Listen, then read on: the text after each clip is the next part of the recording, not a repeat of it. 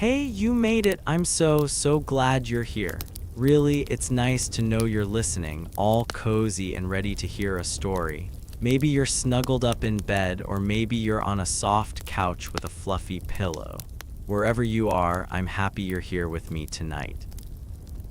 Picture this, you're under a warm blanket, all tucked in.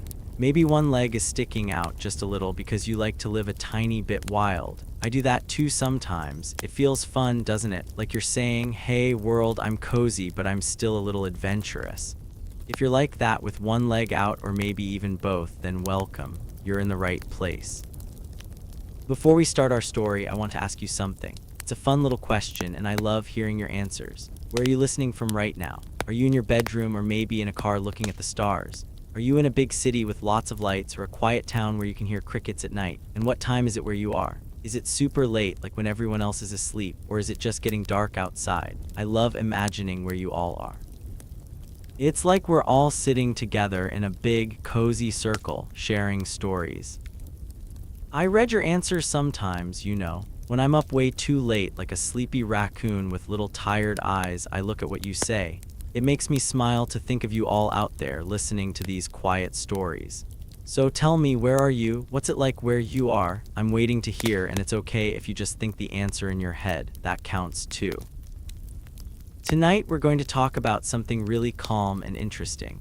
It's a story about a long time ago when people lived in a very different way. Our story is called How Medieval Peasants Survived Brutal Winters. That's a big title, I know, but don't worry.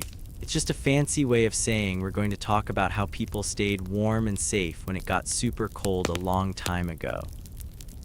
These people were called peasants, and they lived in little houses in villages, and winters were really tough. But they had clever ways to get through it, and I'm going to tell you all about it in a soft, sleepy way. Let's start by imagining what it's like where you are right now. Maybe your room is dark with just a little light from a lamp or the moon outside. Maybe you can hear the wind or the hum of a fan. That's perfect for our story because it's going to take us to a time when things were quiet and simple. Back then there were no big cities with bright lights or cars zooming around. There were just small villages with little houses made of wood and straw. And when winter came, oh boy, it was cold. So cold that you'd want to stay under your blanket all day. But you know what? Those peasants, they didn't let the cold stop them. They had to work hard, but they also knew how to rest and stay cozy. That's what our story is about, how they lived, how they kept warm, and how they slept through those long, frosty nights. It's a story that's perfect for falling asleep because it's slow and gentle like a lullaby. I'm so glad you're here to hear it. I mean it. It's like you're my friend sitting right next to me and we're sharing this quiet moment together. Maybe you're yawning already, or maybe you're just feeling nice and relaxed. Either way, you're exactly where you need to be. This story is for you, and I'm going to tell it in a way that feels like a big, warm hug. Let's talk a little more about where you are. I know I already asked, but I love thinking about it. Are you in a place where it's cold outside, like the winters we're going to talk about? Or is it warm where you are and you're just imagining what snow feels like? Maybe you've seen snow before, or maybe you live somewhere where it never snows. That's okay. You can still imagine those medieval winters with me. They were so chilly, but the people found ways to make it okay. When I think about you listening, I picture all kinds of places. Maybe you're in a small town with fields and trees all around. Or maybe you're in a big apartment building high up where you can see lights twinkling below. Maybe it's super late, like midnight, and you're the only one awake. Or maybe it's just evening and you're winding down after a busy day. Wherever you are, whatever time it is, I'm happy you're here. It's like we're all connected just by listening to this story. I said I'm like a sleepy raccoon, did I? I love that idea. Raccoons are so cute with their little masks and their sneaky paws, but when they're sleepy, they just curl up in a ball and snooze. That's me when I'm up late thinking about these stories. I'm all curled up, maybe with a cup of warm milk, reading your answers and smiling. So if you're feeling like a sleepy raccoon too, that's perfect. We're raccoon buddies ready for a cozy tale. Our story tonight is about medieval peasants. That's a funny word, isn't it? Peasants. It just means regular people who worked hard like farmers or bakers, but they didn't have fancy houses or lots of money. They lived a long time ago in a time called the medieval times. That's when knights and castles were around, but we're not talking about knights today. We're talking about the everyday people, the ones who grew food and took care of animals, even when the snow was super deep. Winters back then were brutal. That means they were really, really tough. The snow would pile up so high, sometimes it covered the doors of their little houses. The wind would howl and the air was so cold it made your fingers and toes tingle. But those peasants, they were smart. They knew how to stay warm, how to eat enough food, and how to sleep nice and sound, even when the world outside was freezing. I'm going to tell you all about it, but don't worry if you start feeling sleepy. That's the whole point. This story is made to help you relax, to make you feel calm and ready for bed. It's like when you listen to a soft song or hear someone read you a book. It's okay if your eyes get heavy or if you start to drift off. I'll keep talking and the story will be here like a warm blanket for your mind. Let's think about blankets for a second. Do you have a favorite blanket? Maybe it's super soft, or maybe it's one you've had forever with little holes or patches. I bet the peasants in our story loved their blankets too. They didn't have fancy ones, but they had wool blankets made from sheep's wool and they felt so warm. When it was winter, they'd wrap themselves up tight, just like you might be doing right now. It's such a nice feeling, isn't it? Being all cozy and safe. I keep saying I'm glad you're here, and I mean it every time. It's special to share this story with you. It's like we're sitting by a fire, even though we're far apart. Maybe you're imagining a fire right now with little flames dancing and crackling. That's what the peasants had in their homes, a fire to keep them warm. They'd sit around it at night, telling stories or just resting, and it made everything feel okay, even when the wind was loud outside. So where are you listening from? I know I keep asking, but it's so fun to think about. Are you in a place where you can see stars if you look out the window? Or is it cloudy where you are? Maybe it's daytime and you're just taking a break to listen. Whatever it is, I'm picturing you there, all comfy and ready for our story. And what time is it? Is it bedtime, or are you sneaking in a story before dinner? I love all your answers, even the ones you just think about. Our story is about how those peasants survived those brutal winters. Survived means they made it through, even when things were hard. And brutal means really, really rough. Imagine a winter so cold that your breath turns into little clouds and the ground is all icy. That's what they dealt with, but they were tough and they were clever. They had little tricks, like piling straw in their houses to keep out the cold, or making warm soups to fill their bellies. I'm going to tell you all about those tricks, but I'll do it slowly so you can relax. This isn't a fast story with dragons or battles. It's a quiet story about quiet people doing quiet things. It's about how they lived, how they worked, and how they slept. Oh, sleep was so important to them. After a long day in the cold, they'd crawl into their beds, pull up their blankets, and just let the world fade away. That's what I want for you tonight, to feel that same kind of calm.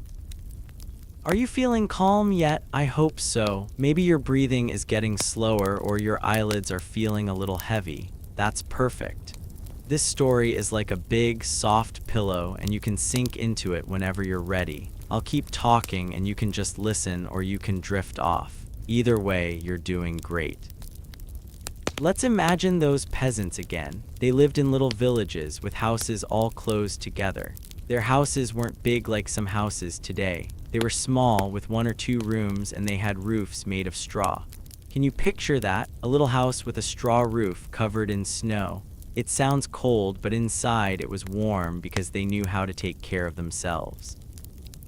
Winter was the hardest time for them. The days were short, so it got dark early. The fields where they grew food were frozen, so they had to save food from the summer to eat. And the cold, oh, it was so cold, but they didn't give up. They worked together, shared what they had, and found ways to stay cozy. That's what our story is about, how they did it, step by step, in a slow, sleepy way. I love that you're here for this. It's like we're on a little adventure together, but a calm one. We're not climbing mountains or fighting monsters. We're just visiting a village from a long time ago, peeking into their lives and learning how they made it through the winter. It's a story that feels like a warm drink on a cold day. So one more time, where are you listening from? I can't help asking. Are you in a place with lots of trees or maybe near the ocean? Is it quiet where you are, or can you hear cars or people outside? And what time is it? Is it super late, like when the world feels all still? I'm imagining you there and it makes me happy. Our story tonight is called How Medieval Peasants Survived Brutal Winters. It's a story about regular people, just like you and me, but they lived a long time ago. They didn't have phones or TVs or electric heaters. They had to figure out how to stay warm and safe all on their own. And they did it every winter, year after year. Isn't that amazing? They were so strong in their own quiet way. I'm going to tell you about their houses, their food, their blankets, and their beds.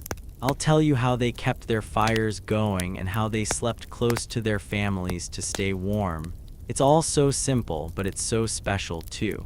It's a story that makes you feel safe because it's about people who found a way to be okay, no matter what.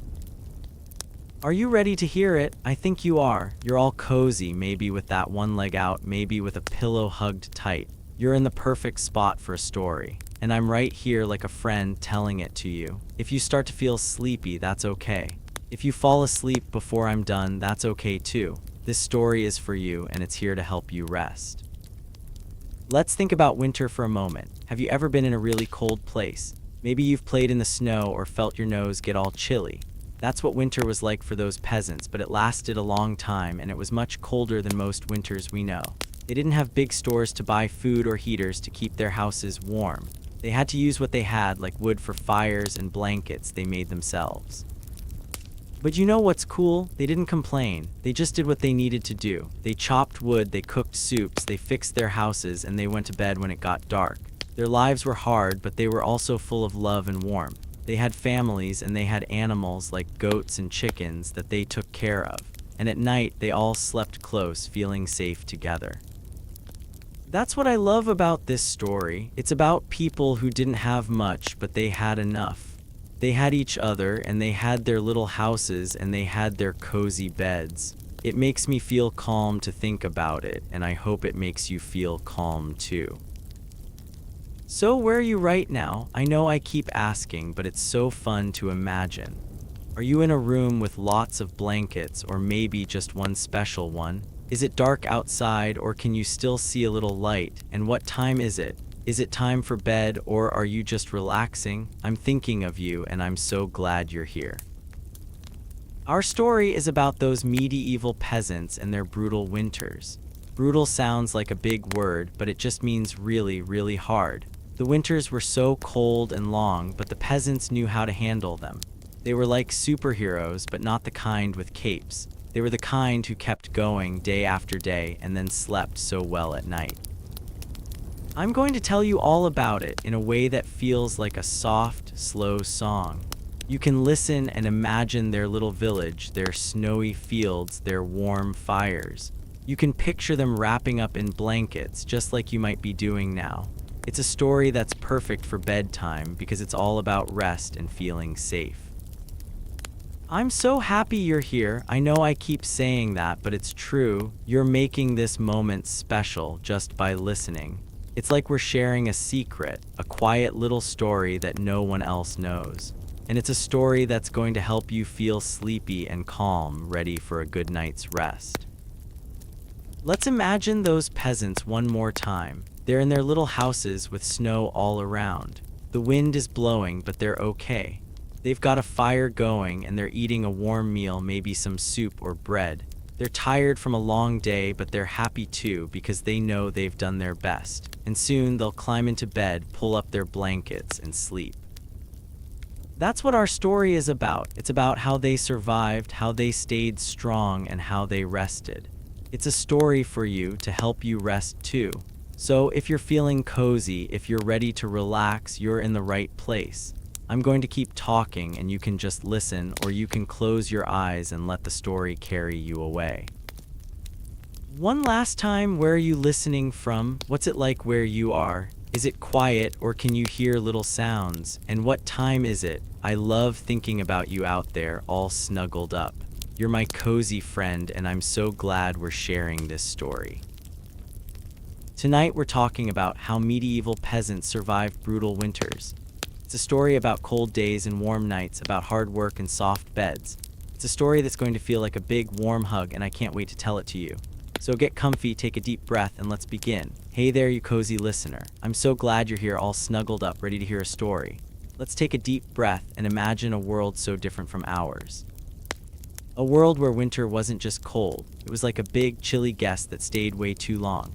It wrapped everything in snow and ice, and it made life hard. But the people who lived back then, they were tough. They found ways to keep going, slow and steady like a heartbeat.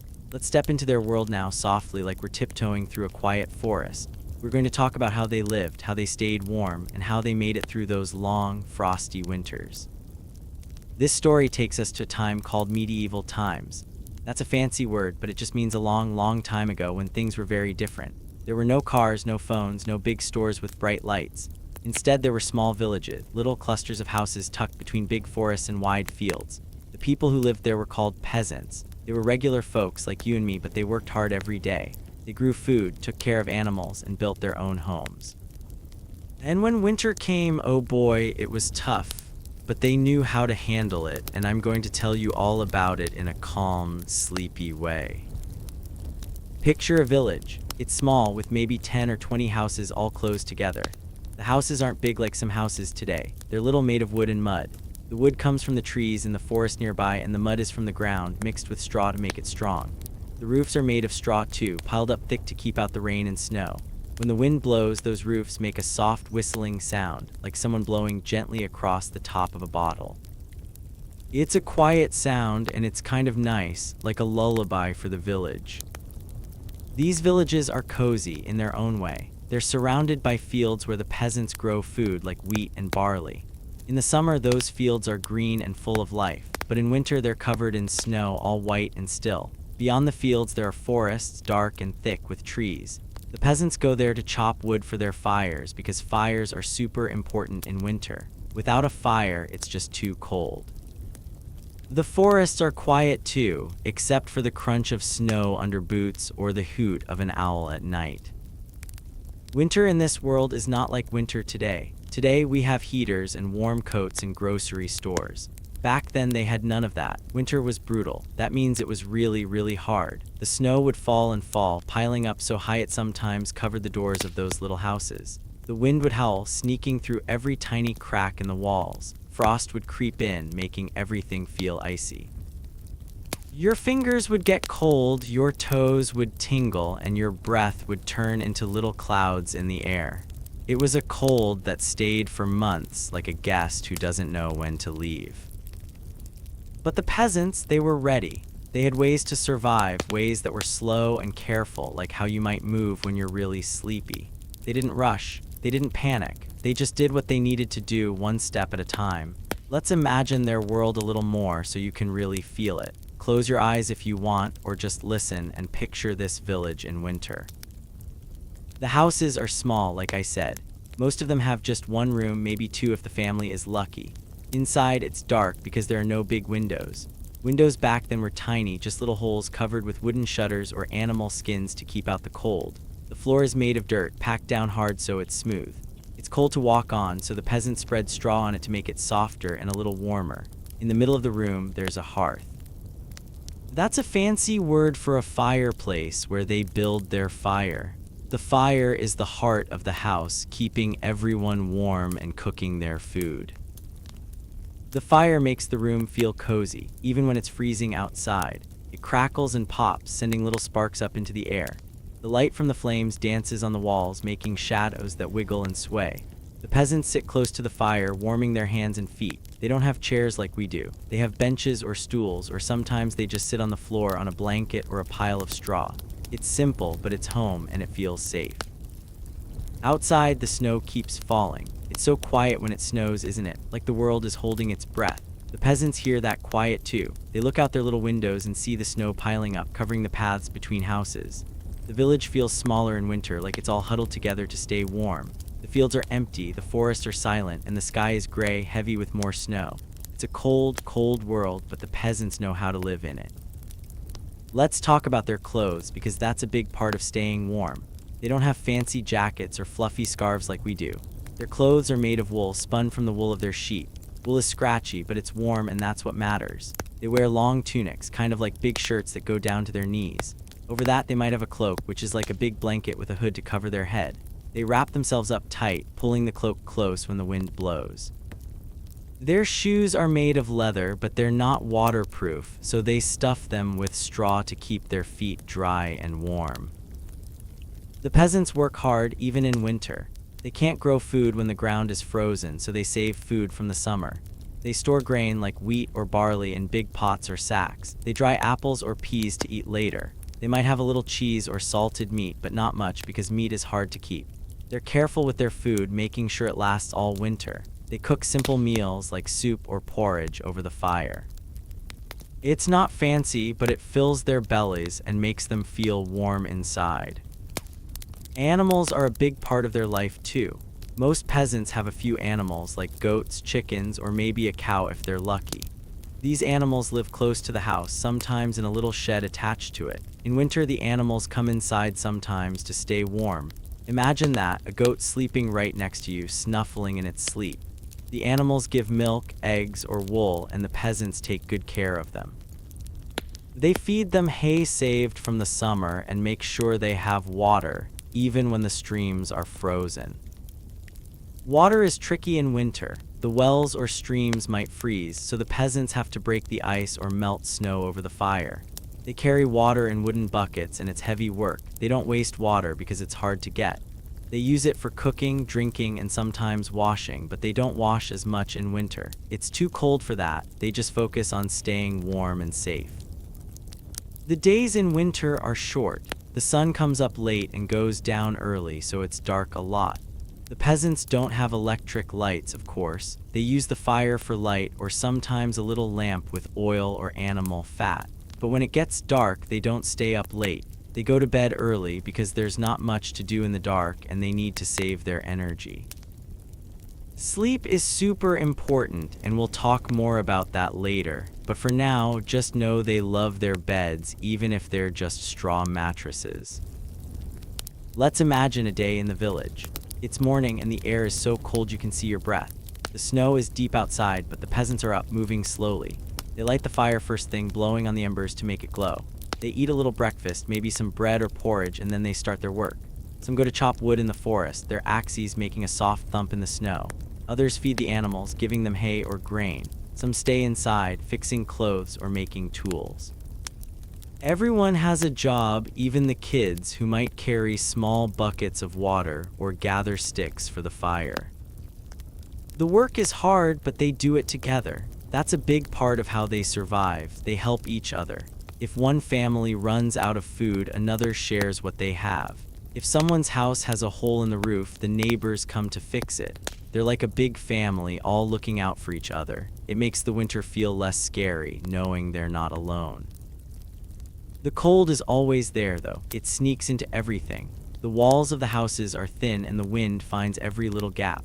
The peasants stuff straw or rags into the cracks to keep the cold out. They hang blankets over the doors to block the drafts. They stay close to the fire and they wear their cloaks even inside sometimes. It's a battle against the cold, but they're good at it. They've done this before and they know they'll make it through. Let's picture the village at night. The sun is gone and the sky is dark, maybe with a few stars peeking out. The snow glows a little in the moonlight, making everything look soft and quiet. The houses are dark too, except for the faint glow of fires inside. The peasants are all inside, gathered around their hearths. They might be eating their supper, a warm bowl of soup or a piece of bread. They talk quietly, telling stories or just sitting together. It's a peaceful time, even if the wind is howling outside. The winter is long and it's hard, but the peasants have hope. They know spring will come, even if it feels far away. They believe in tomorrow and that keeps them going. They work, they eat, they sleep, and they do it all again the next day. It's a simple life, but it's full of strength. They don't have much, but they have each other, and that's enough. Let's think about their houses again, because they're so important. Those little homes are their safe place, their shelter from the cold. The walls are made of wood and mud, like I said, and they're not perfect. Sometimes the wind gets in or the roof leaks a little. But the peasants fix those things. They patch the walls with more mud or they add more straw to the roof. They make it work because they have to. Inside, the houses smell like earth and smoke. The fire gives off a warm, woody smell and the straw on the floor smells like the fields. There might be a hint of soup or bread, too, from the meal cooking on the fire. It's a simple smell, but it's comforting. It makes you feel like you're home, even if the home is small and cold. The peasants don't have much stuff. They have a few pots for cooking, some wooden spoons, maybe a knife or two. They have their clothes, their blankets, and their beds. That's about it. But they don't need more. They're happy with what they have because it keeps them alive. They don't worry about fancy things. They just focus on staying warm, eating enough, and resting when the day is done. Winter changes everything for them. In summer, they're outside a lot, working in the fields or tending animals. but in winter they stay inside more. They still have to go out to get wood, to check on the animals, to fetch water, but they don't stay out long. The cold is too much for that. They hurry back to their fires, to their little homes where it's safe and warm. The animals are part of the family in a way. The peasants talk to their goats or chickens, giving them names and petting them. The animals give so much milk, eggs, wool, and the peasants are grateful. They make sure the animals are warm too, bringing them inside or building little shelters for them. It's a team effort, everyone working together to get through the winter. Let's imagine the snow again. It's so deep, it covers everything. The paths between houses are gone, buried under white. The trees in the forest look like they're wearing snowy coats. The fields are smooth and quiet, like a big white blanket. It's beautiful in a way, but it's also hard. The snow makes it tough to move around to get things done. But the peasants don't give up. They shovel paths, they trudge through the snow, and they keep going. The wind is another challenge. It's loud sometimes, rattling the shutters and shaking the straw roofs. It's cold, too, sneaking into the houses and making the fire flicker. The peasants listen to the wind, but they don't let it scare them. They know it's just part of winter, like the snow and the frost. They pull their blankets tighter, add more wood to the fire, and wait for the wind to calm down. Frost is sneaky. It creeps in at night, covering everything in a thin layer of ice. The peasants wake up to find frost on their windows or even on the walls inside. They rub their hands together to warm up, and they get the fire going as fast as they can. Frost makes everything feel colder, but they know how to fight it. They keep their fires burning, they wear their warmest clothes, and they stay close together. The peasants are strong, but they're also gentle. They move slowly in winter, saving their energy. They don't run around like they do in summer. They walk carefully, talk quietly, and rest when they can. It's like they're listening to their bodies, letting them rest when they're tired. That's a big part of how they survive. They know winter is hard, so they take it easy when they can. Let's picture the village one more time. It's a cold, snowy day, and the peasants are all busy.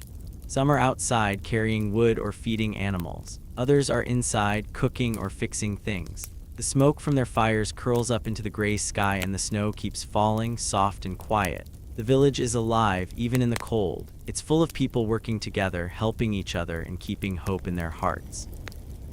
This is their world, so different from ours.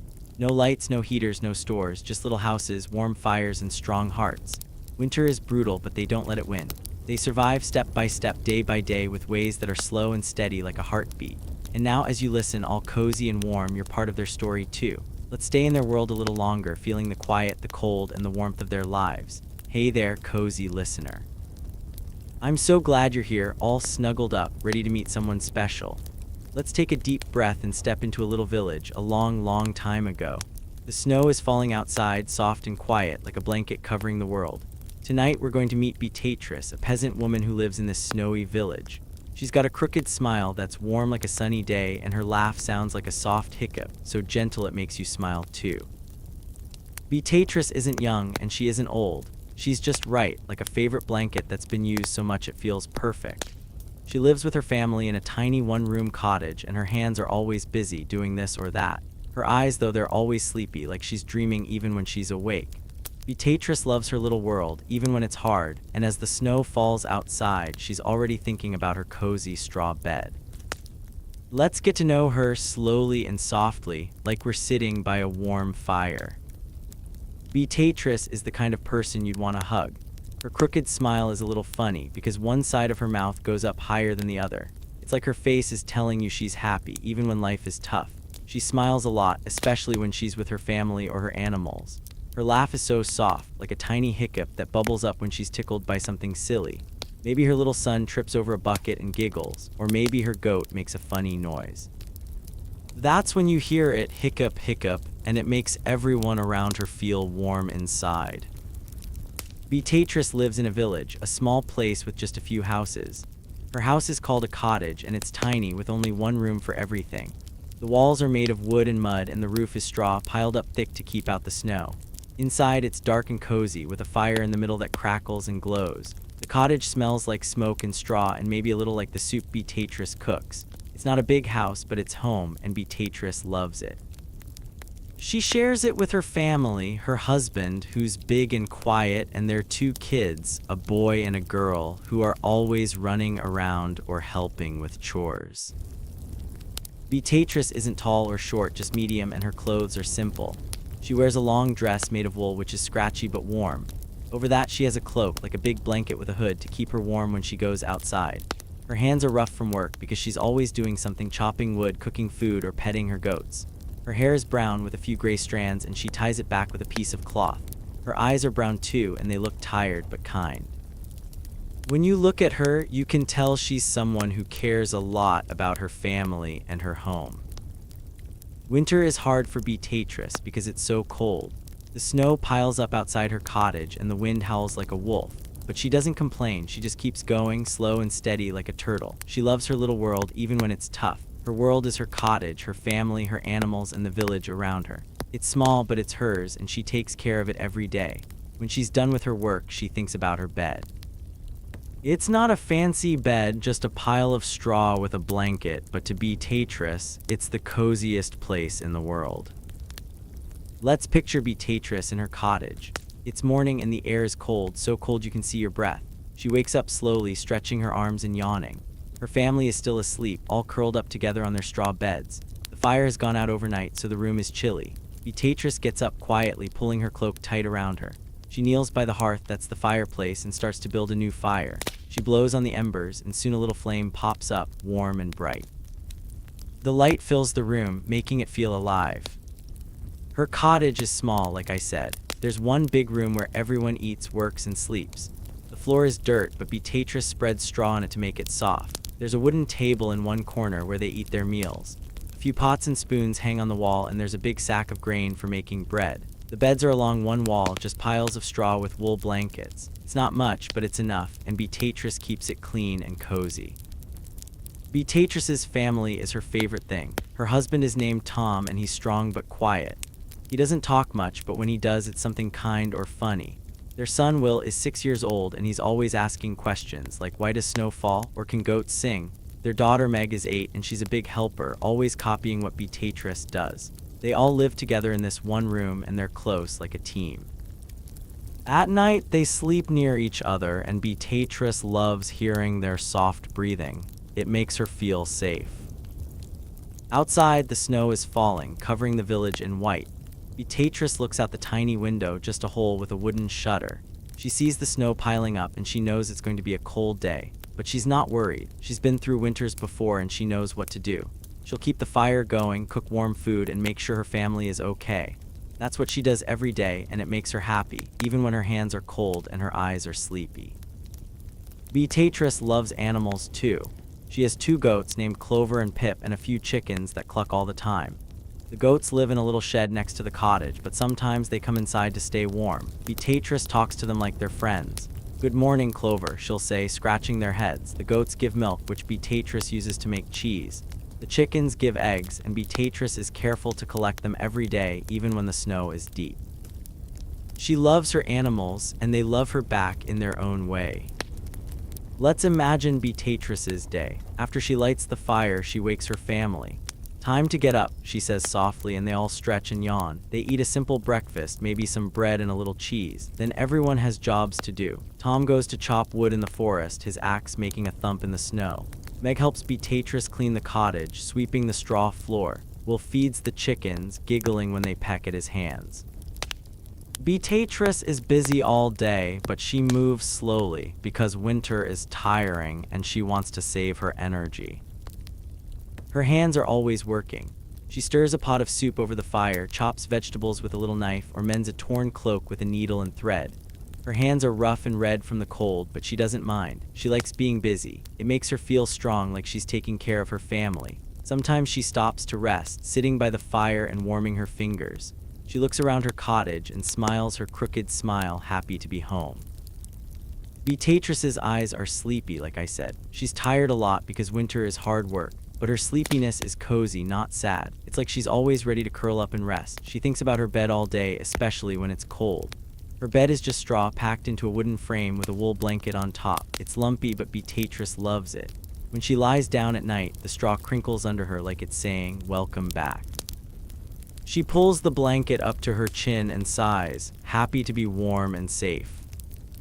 Winter is tough, but Beatrice doesn't let it get her down.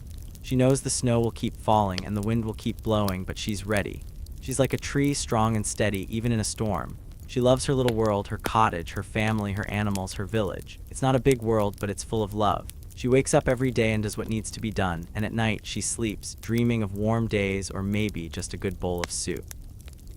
Let's picture Beatrice outside for a moment. She's wrapped in her cloak, her hood pulled up to cover her ears. The snow is deep, so she walks carefully, her boots crunching with every step. She's going to check on the goats, making sure they have hay to eat. The air is so cold it stings her nose, but she doesn't mind. She likes being outside, even in winter. She looks at the village, all covered in snow, and it's beautiful. The houses look like they're sleeping under white blankets, and the smoke from their fires curls up into the sky. Beatrice knows everyone in the village. There's old Mary, who tells stories by the fire. There's John, who fixes roofs when they leak. There's little Anna, who loves to play in the snow. They're all her friends and they help each other. If Beatrice runs out of grain, someone shares with her. If someone's sick, she brings them soup. It's like a big family, and Beatrice is happy to be part of it. She smiles her crooked smile when she sees her neighbors, and they smile back. Back in her cottage, Beatrice is always doing something. She might be spinning wool into thread, using a little wooden tool called a spindle. She hums a soft tune while she works, and it's so quiet you can barely hear it. Or she's kneading dough to make bread, her hands pushing and pulling the soft lump. Everything she does is slow and careful because she's tired, and winter makes everything feel heavy. But she keeps going because her family needs her, and that makes her heart feel full. Beatrice loves little things. She loves the way the fire glows, making the room feel warm. She loves the sound of her kids laughing, even when they're being silly. She loves the smell of soup bubbling on the fire, or the feel of her wool blanket when she wraps it around her shoulders. These things are small, but they make her happy. They're like tiny hugs, reminding her that life is good, even when it's cold outside. Let's think about her family again. Tom, her husband, is her best friend. He's big with a bushy beard, and he's strong from chopping wood. He doesn't talk much, but when he does, Beatrice listens because he always says something important, like, "We need more straw for the goats," or "You make the best soup." That makes her laugh, hiccup, hiccup, and she feels warm inside. Meg, her daughter, is like a little shadow, always following Beatrice and helping with chores. Will, her son, is curious, always asking why or how. Beatrice loves them all so much, and they make her cottage feel like the best place in the world. The animals are part of the family too. Clover and Pip, the goats, are funny. Clover likes to nibble Beatrice's cloak, and Pip jumps around like he's dancing. The chickens are noisy, clucking and flapping their wings. Beatrice takes care of them, and they take care of her, giving milk and eggs. She talks to them every day, saying things like, "You're a good goat, Pip," or "Don't hide your eggs, silly chicken." It's like they understand her, and it makes her smile. Winter makes everything harder, but Beatrice is strong. She wakes up every morning, even when it's dark and cold. She lights the fire, feeds her family, and checks on the animals. She sweeps the floor, cooks the meals, and mends the clothes. Her hands are busy, her eyes are sleepy, but her heart is happy. She loves her little world, and she knows it loves her back. Let's imagine Beatrice at the end of the day. The sun is gone, and the cottage is dark except for the fire's glow. She's sitting on a stool, stirring a pot of soup. Her family is around her, Tom whittling a stick, Meg sewing a patch on a shirt while playing with a straw doll. The room is warm, and the smell of soup fills the air. Beatrice looks at them and smiles her crooked smile. She's tired, but she's happy. Soon they'll eat, and then they'll climb into their straw beds, pulling the blankets tight. Beatrice is already dreaming of that moment when she can rest. Her bed is her favorite place. It's not soft like a modern bed, but it's perfect for Beatrice. The straw is packed tight, and it smells like the fields. The blanket is heavy and warm, and when she lies down, she feels like the world is hugging her. She listens to her family breathing and maybe the goats snuffling outside. It's a quiet sound like a lullaby, and it helps her fall asleep. She dreams of simple things like a warm spring day or a good harvest. Those dreams make her smile even in her sleep. Beatrice is special because she's so kind. She cares about everyone, her family, her animals, her neighbors. She's always helping, always sharing. If someone needs food, she gives them some of her bread. If someone's cold, she invites them to her fire. Her heart is big, even if her cottage is small. That's what makes her so lovable. You'd want to be her friend because she'd make you feel safe and warm. Winter is long and it's cold, but Beatrice doesn't let it scare her. She knows it's just part of life, like the snow or the wind. She does her work, loves her family, and rests when the day is done. Her life is simple, but it's full of love. She's like a favorite blanket, worn and soft, always there to make you feel better. And as the snow falls outside, she's thinking of her bed, ready to sleep and dream. Let's picture her one more time. She's in her cottage by the fire, her crooked smile lighting up her face. Her hands are busy, her eyes are sleepy, but she's happy. Her family is close, her animals are safe, and her little world is just right. She's Beatrice, and she's ready for another winter day, another night of rest. And now, as you listen, all cozy and warm, you know her a little better. You're part of her story too, and it's a story that's soft and sweet, like a hiccup laugh in the quiet night. Hey there, cozy listener. I'm so glad you're here, all snuggled up, ready to hear more about Beatrice and her world. Let's take a deep breath and imagine a quiet morning a long, long time ago. It's winter and the world outside is covered in frost like a big, sparkly blanket. Beatrice wakes up to this frosty world and the air is so cold it bites her nose just a little. She moves slowly, like she's still half in a dream, pulling her wool shawl tight around her shoulders. The fire in her cottage went out overnight, so it's chilly inside. She kneels by the hearth, that's the fireplace, and puffs her breath on the embers, coaxing them back to life until a tiny flame glows. Her husband, Tom, mumbles something about the goats, and Beatrice chuckles, soft and warm, same old grumble, she thinks. The day starts quietly like a whisper, and soon she's outside, her boots crunching in the snow as she checks on her animals. Let's follow her morning, step by step, slow and gentle, like a lullaby. It's early and the cottage is dark. The sun isn't up yet because winter mornings are lazy and the light comes late. Beatrice opens her eyes, lying on her straw bed. The blanket is heavy and warm and she doesn't want to move. But she knows it's time to start the day. The air in the cottage is cold, so cold it makes her nose tingle. She can see her breath like little clouds puffing out. She yawns, big and slow, and sits up, careful not to wake her family. Her kids, Meg and Will, are still asleep, curled up like kittens. Tom is snoring, soft and steady, and Beatrice smiles her crooked smile. She loves these quiet moments when the world feels still. Her wool shawl is hanging on a peg by the bed. It's scratchy but warm, made from the wool of her goats. She pulls it tight around her, wrapping it over her shoulders and chest. It feels like a hug, keeping the cold away. Her dress is wool too, long and simple, and it's a little worn, but it's good for winter. She moves slowly because her body is still sleepy and the cold makes everything feel heavy. Her feet touch the floor, which is dirt covered with straw. It's cold under her toes, so she slips on her leather shoes, stuffed with straw to keep her feet warm. They're not fancy, but they do the job. The cottage is one big room, dark and quiet. The fire in the hearth is out, just a pile of gray ash with a few tiny embers glowing inside. Beatrice kneels by the hearth, her knees on the straw-covered floor. She leans close, her face near the embers, and puffs her breath, soft and steady. The embers glow brighter, like they're waking up too. She adds a few sticks, small ones she keeps in a pile nearby. The sticks catch fire, and soon a little flame dances, warm and bright. Beatrice smiles because the fire is like a friend, making the cottage feel alive. The light from the fire spreads, chasing away the dark. It glows on the walls, which are made of wood and mud. The walls aren't smooth, but they're strong, keeping the wind out. The roof is straw piled thick, and it makes a soft rustling sound when the wind blows. The cottage smells like smoke and earth, and a little like the soup they ate last night. It's a cozy smell, even if it's cold. Beatrice adds more wood to the fire, bigger pieces now, and the flames grow, crackling and popping. The warmth touches her face, and she sighs, happy to feel it. Tom stirs on the bed, mumbling in his sleep. "Those goats always eating," he says, his voice low and grumpy. Beatrice chuckles, soft like a hiccup. Tom always grumbles about the goats, but she knows he loves them. Clover and Pip, their two goats, are always getting into trouble, nibbling cloaks or bumping buckets. Beatrice thinks it's funny, and her chuckle is quiet so she doesn't wake the kids. She likes these little moments with Tom, even when he's half asleep. It makes her feel close to him, like they're a team. The fire is going strong now, and the cottage is starting to warm up.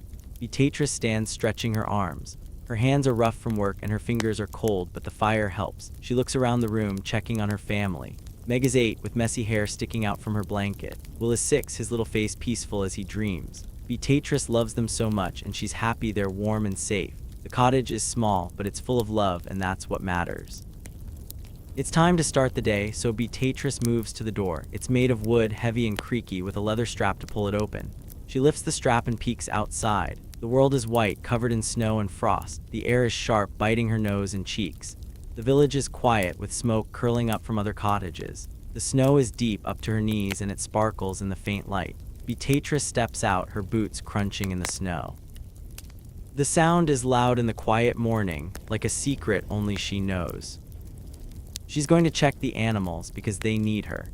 The goats and chickens live in a little shed next to the cottage. It's made of wood with a straw roof like the house. Beatrice walks carefully because the snow is slippery. Her boots make a path, and she likes how it looks, like she's drawing a line in the white. The cold wraps around her, but her shawl and cloak keep her warm. She hums a little tune, so soft you can barely hear it, and it makes her feel calm. The shed is close, just a few steps away. Beatrice pulls open the door and it creaks loud in the quiet. Inside, it's dark and smells like hay and animals. Clover and Pip, the goats, are curled up in the straw, their eyes blinking at her. "Good morning, you two," Beatrice says, her voice soft. The goats bleat, a funny sound that makes her smile. The chickens are in a corner, clucking and fluffing their feathers. Beatrice checks their hay, making sure they have enough to eat. She fills a bucket with grain for the chickens, and they peck at it, happy and noisy. The goats need water, but the bucket in the shed is frozen. Beatrice carries it back to the cottage, her hands cold from the metal handle. She sets it by the fire to melt, watching the ice turn to water. Everything takes time in winter, but she doesn't mind. She likes the slow pace, like the world is moving in a sleepy dance. While the water melts, she checks the cottage again. The fire is warm now, and the room feels cozy. Tom is awake, sitting up and rubbing his eyes. "Morning," he says, and Beatrice nods, her crooked smile bright. Meg and Will are stirring too, yawning and stretching. "It's cold," Meg says, pulling her blanket tight. "I know, but the fire's going," Beatrice says, her voice gentle. She loves seeing her kids wake up, their sleepy faces soft and sweet. Will blinks at her, his hair sticking up. "Are the goats awake?" he asks, because he loves them. "They are, and they're hungry," Beatrice says, chuckling. Will giggles, and it's a sound that makes the cottage feel even warmer. Beatrice starts breakfast because everyone needs food to start the day. She takes a pot and fills it with water from another bucket. She adds some grain, barley, because it's what they have. It'll make porridge thick and warm. She hangs the pot over the fire, stirring it with a wooden spoon. The fire pops and the porridge starts to bubble, filling the room with a good smell. Beatrice adds a pinch of salt, just a little, to make it tasty. She works slowly because there's no rush in the morning. While the porridge cooks, she checks the bread. They baked some yesterday and there's a small loaf left. She cuts it into pieces, one for each of them. It's hard and a little stale, but it's good with porridge. Beatrice likes these simple meals because they make her family happy. She looks at Tom, who's pulling on his boots. "Going to check the wood?" she asks. He nods, grumbling about the cold. Beatrice laughs, hiccup hiccup, because Tom always grumbles, but he always does his work. The kids are up now, sitting by the fire. Meg is combing her hair with her fingers, trying to tame the tangles. Will is playing with a stick, pretending it's a sword. Beatrice watches them, her heart full. She loves these mornings, even if they're cold. The cottage is waking up, just like the family. The fire glows, the porridge bubbles, and the snow outside keeps falling, soft and quiet. It's a new day, and Beatrice is ready for it. She takes the water bucket, now melted, and carries it back to the shed. The goats bleat when they see her, excited for a drink. She pours the water into their trough, and they lap it up, their tongues making funny sounds. Beatrice pats their heads because she loves them. "You're good goats," she says, and they look at her with big eyes. The chickens are still pecking at their grain, and Beatrice checks for eggs. There's one small and brown, and she tucks it in her pocket, careful not to break it. Back in the cottage, the porridge is ready. Beatrice spoons it into wooden bowls, one for each of them. She sets the bread pieces on the table, and the family sits together close to the fire. They eat slowly because the porridge is hot and it warms their bellies. "Good," Tom says, and Beatrice smiles. Meg eats quietly, but Will talks about the goats, saying Pip jumped on a bucket yesterday. Beatrice laughs, her hiccup laugh, and the kids laugh too. It's a happy moment, simple but perfect. After breakfast, everyone has jobs. Tom heads out to chop wood, his axe over his shoulder. Meg helps Beatrice clean the bowls using a cloth and a little water. Will wants to check the chickens again, so Beatrice lets him because he's careful. She sweeps the floor, moving the straw to keep it neat. The cottage is busy now, but it's a quiet busy, like a song with a slow beat.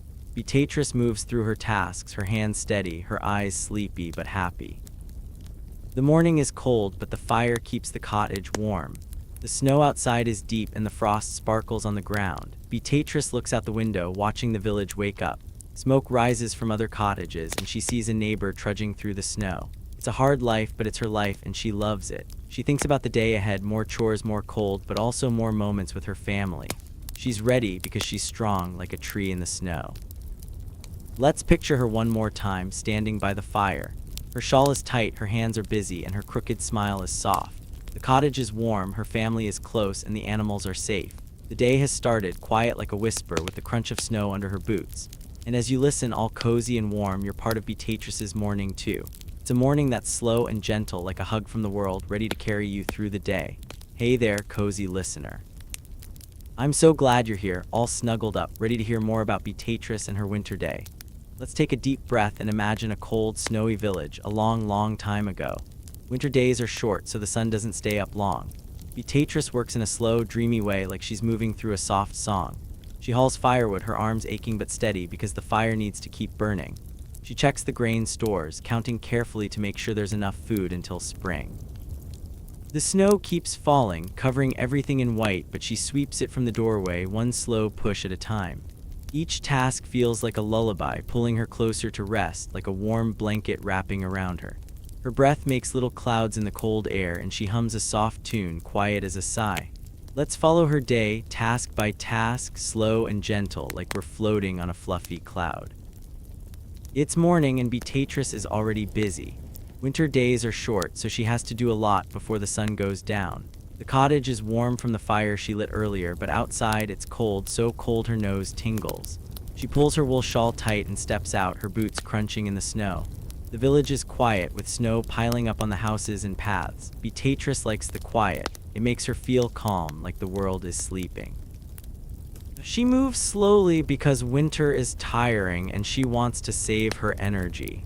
Every job she does is small but important, and she does them one at a time, like beads on a string.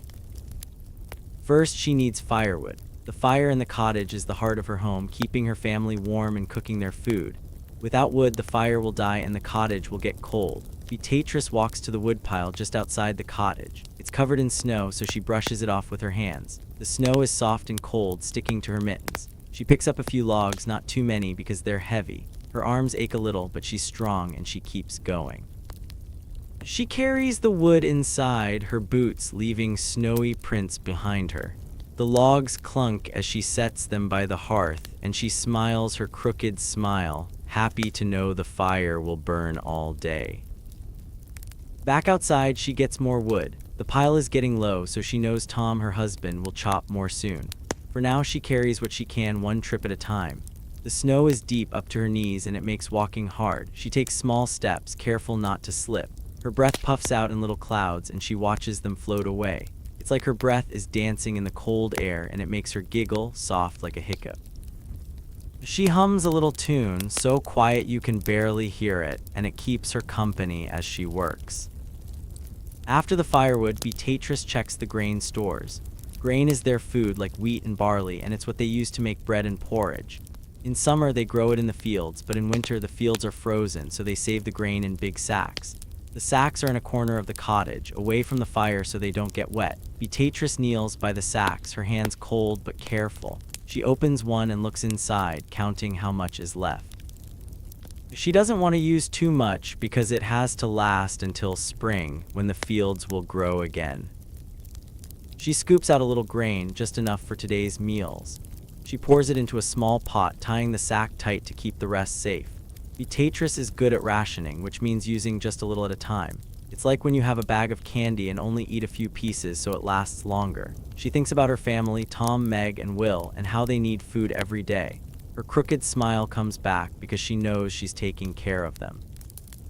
She carries the pot to the table, R-E-A-D-Y Chinese letter to C, 8F1, a 1B8C7C4D5 F9D7C2 B4C8F1, a 1B8C, her heart full of love. The snow is still falling, soft and steady, covering the doorway of the cottage. Beatrice grabs a broom made of twigs tied to a stick and starts sweeping the snow away. She pushes it slowly, one sweep at a time, making a clear path to the door. The snow is light, but there's a lot of it and it takes time. Her arms move in a steady rhythm like she's rocking a baby. The broom makes a soft swish sound and it's calming like a lullaby. Beatrice hums her tune again, low and gentle, and it mixes with the sound of the snow and the broom. Each sweep feels like a step closer to rest, like the day is singing her to sleep. She sweeps until the path is clear from the door to the shed where the animals live. The path looks neat, like a white ribbon in the snow. Beatrice leans on the broom, catching her breath. Her breath clouds in the air and she watches it, feeling calm. The village is quiet, with snow covering the houses and fields. She sees smoke rising from other cottages and it makes her feel less alone. Everyone is working, just like her, one tiny task at a time. Back inside, Beatrice checks the fire. It's burning well, but it needs more wood. She adds a log, watching the flames lick at it. The fire pops, sending little sparks up, and the warmth spreads through the room. She rubs her hands together, warming her fingers. The cottage is cozy now, with the smell of smoke and the soft glow of the fire. Beatrice sits for a moment, just a moment, because there's more to do. But sitting feels good, like a tiny rest before the next task. Her next job is to check the animals. She pulls her cloak tight and heads to the shed, her boots crunching in the snow. The shed is small, with a straw roof, and it's warm inside from the animals' heat.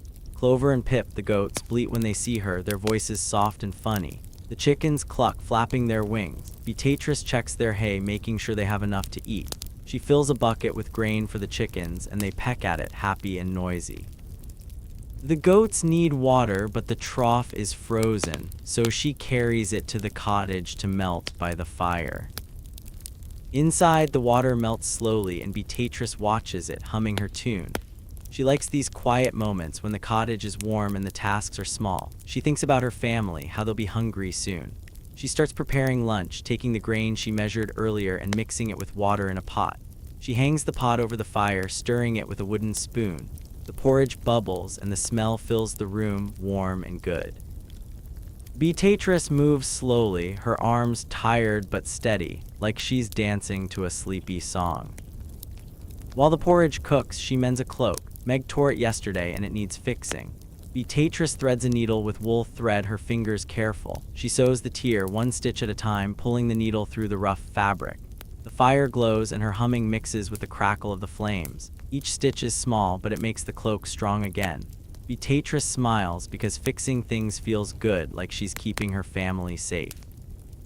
The snow keeps falling, so Beatrice sweeps the doorway again. The path is filling up and she needs to keep it clear.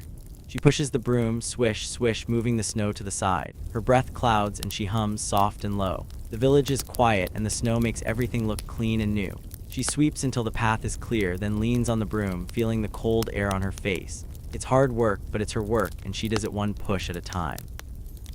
Back in the cottage, the porridge is ready. Beatrice takes it off the fire, letting it cool.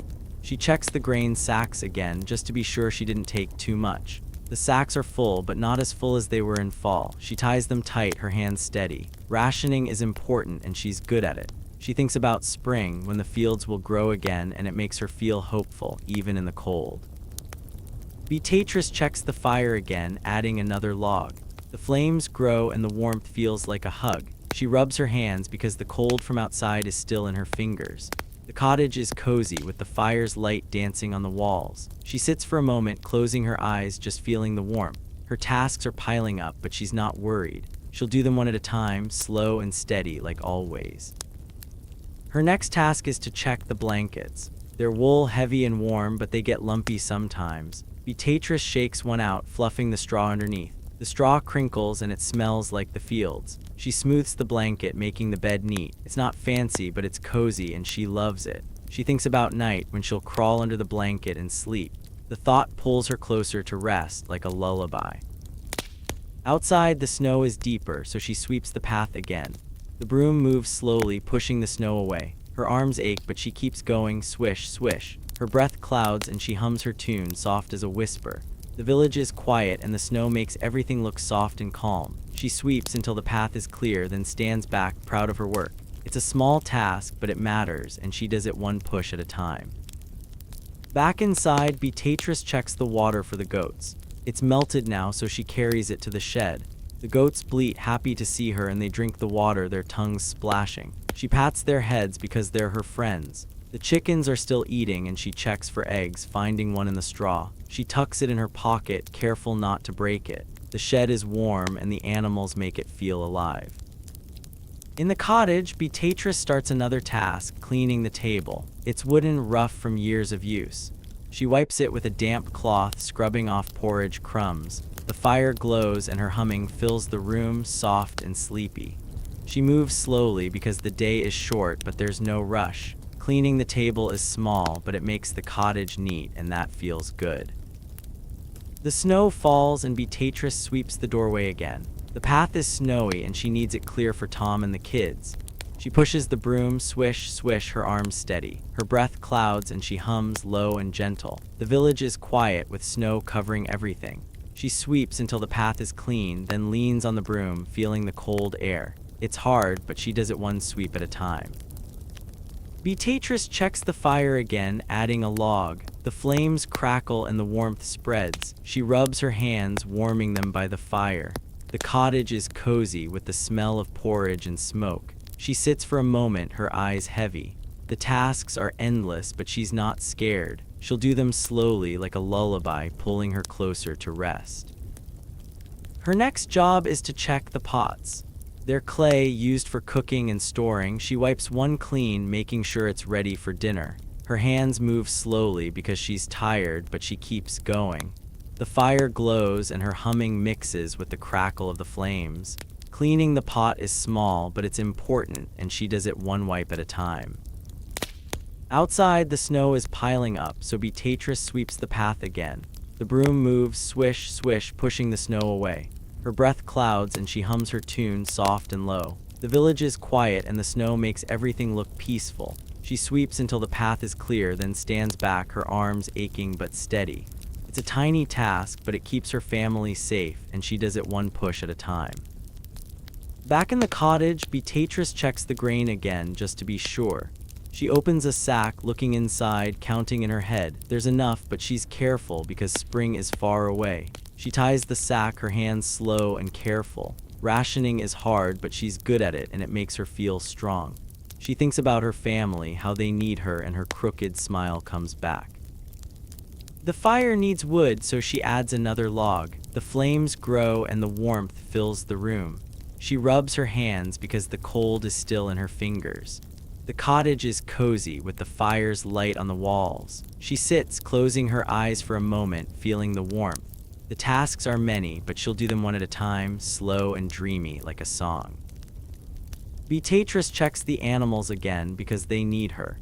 She walks to the shed, her boots crunching in the snow. The goats bleat, and the chickens cluck, happy to see her. She checks their hay, making sure they're fed. The shed is warm, and the animals make it feel cozy. She pats the goats, humming her tune, and they look at her with big eyes. It's a small task, but it matters, and she does it one step at a time. Back inside, Beatrice mends another cloak. This one is Tom, with a hole from a branch. She threads her needle, sewing slowly, one stitch at a time. The fire glows, and her humming fills the room, soft and sleepy. Each stitch is tiny, but it makes the cloak warm again. She smiles because fixing things is like loving her family, and she does it one stitch at a time. The snow falls, and Beatrice sweeps the doorway again. The path is snowy, and she needs it clear. She pushes the broom, swish, swish, her arms steady. Her breath clouds, and she hums low and gentle. The village is quiet, with snow covering everything. She sweeps until the path is clean, then leans on the broom, feeling the cold air. It's hard work, but she does it one push at a time. Beatrice checks the porridge because it's cooling. She stirs it, making sure it's ready for lunch. The smell is warm, and it fills the cottage, mixing with the smoke. She moves slowly because she's tired, but she keeps going. Stirring the porridge is small, but it feeds her family, and she does it one stir at a time. The fire needs wood, so she adds a log. The flames crackle, and the warmth spreads. She rubs her hands, warming them by the fire. The cottage is cozy, with the fire's light dancing on the walls. She sits for a moment, her eyes heavy. The tasks are endless, but she's not worried. She'll do them one at a time, slow and steady, like a lullaby pulling her closer to rest. Beatrice checks the blankets again, fluffing the straw underneath.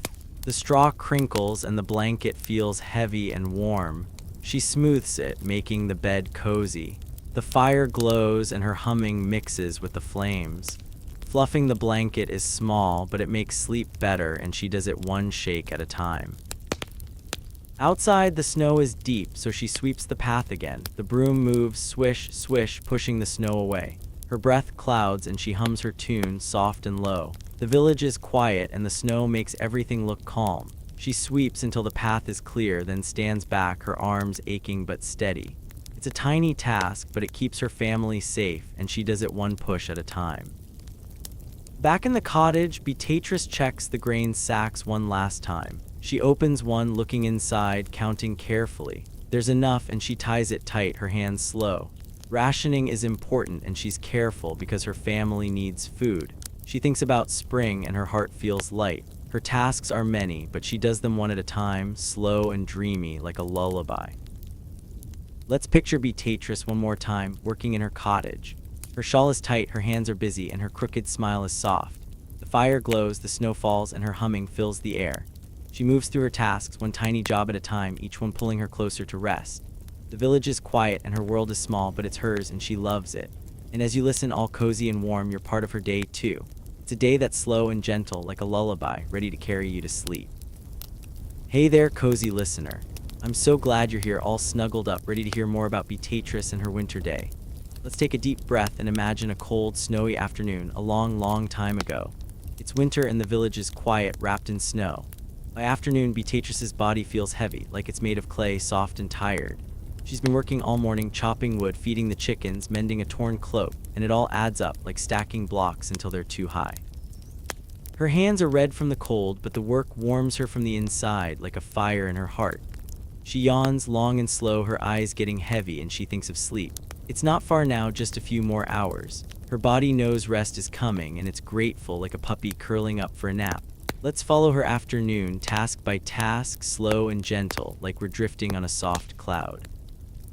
It's past noon and the sun is low in the gray sky. Winter days are short, so the light is soft, like a candle flickering. Beatrice is outside, her boots crunching in the snow. Her body feels heavy, like she's carrying a big sack of grain. Her arms ache, her legs are slow, and her back is tired from bending and lifting. She's been working since morning, and every job makes her body feel a little heavier, like clay that's been shaped too much. But she keeps going because her family needs her, and that makes her feel strong, even when she's tired. Her hands are red, bright from the cold air. The wind bites her fingers, making them sting, but she doesn't stop. The work keeps her warm inside, like a glow in her chest. Chopping wood, hauling buckets, sweeping snow, it's hard, but it makes her feel alive. She likes the way her body moves, even when it's tired. It's like a song, slow and steady, carrying her through the day. She yawns, big and long, her mouth open wide. The yawn feels good, like her body is saying, sleep is coming soon. She smiles her crooked smile because rest is close, and her body is happy about that.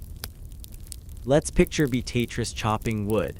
The woodpile is outside near the cottage, covered in a thin layer of snow. She brushes the snow off with her mittens, the cold sneaking through the wool. She picks up an axe, heavy in her hands, and swings it at a log. Thump, the log splits, and the sound is loud in the quiet village. Her arms ache with each swing, but she keeps going, one chop at a time. The wood smells fresh, like the forest, and it makes her think of warm fires. She stacks the split logs, her hands red and cold, but the work warms her inside, like a hug from the sun. Chopping wood is hard, and it makes her body feel heavier. Her shoulders are sore and her hands tingle from gripping the axe. She stops for a moment, leaning on the axe, her breath puffing out in little clouds. The clouds float away and she watches them, feeling calm. She yawns again, slow and sleepy, her eyes half closed. Sleep is calling, but there's more to do. She picks up the axe and chops another log, thump, thump. Each swing makes her arms ache more, but it also makes her feel strong. She's tired, but she's doing what needs to be done, and that feels good. After chopping, Beatrice carries the wood inside. The logs are heavy and her arms feel like they're made of clay, soft and slow. She walks carefully, her boots crunching in the snow. The cottage door is open and the fire's glow spills out, warm and inviting. She sets the wood by the hearth, clunk, clunk, and rubs her hands together. Her fingers are red and cold, but the fire's heat soothes them. She adds a log to the flames, watching them grow, crackling and popping. The warmth spreads through the room, and Beatrice sighs, her body grateful for the heat. Her next task is feeding the chickens. She heads to the shed, a small wooden building next to the cottage. The snow is deep and her boots sink with each step. Her legs are tired, heavy like clay, but she keeps going, slow and steady. The shed smells like hay and animals, cozy in its own way. The chickens cluck when they see her, flapping their wings. "Hello, you silly birds," Beatrice says, her voice soft. She scoops grain from a sack, her hands red from the cold, and scatters it on the ground. The chickens peck at it, happy and noisy, and Beatrice smiles, her crooked smile warm. Feeding the chickens is simple, but it adds to her tiredness. Her arms ache from carrying the grain, and her back is sore from bending. She yawns, long and slow, her eyes heavy. She thinks of her straw bed with its wool blanket and how good it will feel to lie down. Sleep isn't far, and her body knows it, like a dog knowing it's time for a nap. She checks the chickens' water, breaking a thin layer of ice with her hand. The cold stings her fingers, but the work warms her inside, like a little fire in her heart. Back in the cottage, Beatrice mends a torn cloak. Meg tore it yesterday, running through the snow. Beatrice sits by the fire, the cloak in her lap. She threads a needle with wool thread, her fingers slow and red from the cold. She sews one stitch at a time, pulling the needle through the rough fabric. Her hands are tired and her eyes are sleepy, but she keeps going. The fire glows, casting light on the cloak, and the warmth makes her yawn again, big and slow. Each stitch is small, but it fixes the tear, and that makes her feel proud. Mending is quiet work, and it adds to her heavy feeling. Her arms feel like clay, soft and tired, and her back aches from sitting. She stops for a moment, rubbing her eyes, her yawn long and deep. She thinks of sleep, how close it is, and her body feels grateful, like it's saying, "Thank you." She sews another stitch, slow and careful, her hands red but steady. The fire crackles, and the cottage is cozy, with the smell of smoke and porridge. Beatrice hums a soft tune, so quiet it's like a whisper, and it makes her feel calm. Her body is heavy now, like a big lump of clay. Chopping wood, feeding chickens, mending the cloak, it all piles up, making her arms and legs feel slow. She stands, stretching her back and yaw incubation, her eyes heavy. The afternoon is quiet, with snow falling outside, soft and steady. She looks out the tiny window, seeing the village covered in white. The snow makes everything feel calm, like the world is ready for a nap. Beatrice yawns again, her mouth wide, and she thinks of her bed, so cozy and warm. She checks the fire because it needs to keep burning. The flames are low, so she adds a log, her arms aching as she lifts it. The fire pops and the warmth spreads, making the cottage feel like a hug. Her hands are red, cold from being outside, but the fire warms them and she rubs them together, slow and sleepy. She sits by the hearth just for a moment, feeling the heat on her face. Her body is tired, heavy like clay, but the work warms her inside, like a glow that keeps her going. Beatrice's next task is checking the grain stores. She kneels by the sacks in the corner, her knees on the straw-covered floor. Her back aches and her hands are red, but she opens a sack, looking inside. The grain is low, but there's enough for a while. She scoops out a little just for dinner, her hands slow and careful. Rationing is important because spring is far away. Her body feels heavy, like it's sinking into the floor, but she keeps going, one scoop at a time. She yawns long and slow, her eyes half closed, thinking of sleep. The grain task is small, but it adds to her tiredness. Her arms are sore from lifting, and her legs are heavy from kneeling. She ties the sack, her fingers red and cold, and stands, stretching her back. The cottage is warm, with the fire's glow on the walls. She hums her tune, soft and sleepy, and it mixes with the crackle of the flames. Her body is grateful for the warmth, and it knows rest is coming, like a friend waiting at the end of the day. Outside, the snow is falling, so Beatrice sweeps the doorway. The path is snowy again, and she needs it clear for her family. She grabs the broom, her arms aching, and pushes the snow, swish, swish. Her body is heavy like clay, but she moves slowly, one sweep at a time. Her breath clouds in the air, and she yawns, big and long. The snow is soft, and the broom makes a calming sound like a lullaby. She hums, quiet and gentle, and it makes her feel peaceful, even though she's tired.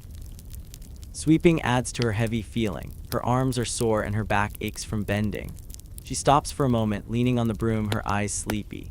The village is quiet, with snow covering the houses and fields. She thinks of her bed, how cozy it will be, and her body feels grateful, like it's ready to rest. She sweeps again, swish, swish, until the path is clear. Her hands are red from the cold, but the work warms her inside like a little fire in her chest. Back in the cottage, Beatrice checks the fire again. It's burning well, but it needs another log. She lifts one, her arms heavy, and sets it in the flames. The fire crackles and the warmth spreads, making the room cozy. Her hands are red, but the heat soothes them and she rubs them together, slow and sleepy. She sits by the fire just for a moment, feeling the warmth on her face. Her body is tired like clay, but the work keeps her warm and she yawns, thinking of sleep. Her next task is feeding the goats. She heads to the shed, her boots crunching in the snow. Her legs are heavy and her body feels slow, but she keeps going one step at a time. The shed is warm with the smell of hay and animals. Clover and Pip bleat when they see her, their voices soft and funny. Beatrice scoops hay from a pile, her hands red and cold, and spreads it for the goats. They munch happily and she smiles, her crooked smile warm. She yawns, her eyes heavy, thinking of her bed. Feeding the goats is simple, but it makes her body heavier. Her arms ache from lifting and her back is sore from bending. She checks their water, breaking the ice with her hand. The cold stings, but the work warms her inside like a glow in her heart. She pats the goats, her hands slow, and hums her tune, soft and sleepy. Her body is grateful, knowing sleep is close, like a cozy blanket waiting for her. Back in the cottage, Beatrice mends another cloak. This one is Tom, with a hole from a branch. She sits by the fire, the cloak in her lap, her hands red and tired. She sews one stitch at a time, her fingers slow. The fire glows and her humming mixes with the flames, soft and gentle. Her body is heavy like clay and her eyes are sleepy, but she keeps going. Each stitch is small, but it fixes the cloak and that makes her feel good. She yawns, long and slow, thinking of sleep. Mending adds to her tiredness. Her arms are sore and her back aches from sitting. She stops, rubbing her eyes, her yawn deep and sleepy. The cottage is warm with the fire's light on the walls. She thinks of her bed, how soft the straw will feel, and her body feels grateful, like it's ready to rest. She sews another stitch, slow and careful, her hands red but steady.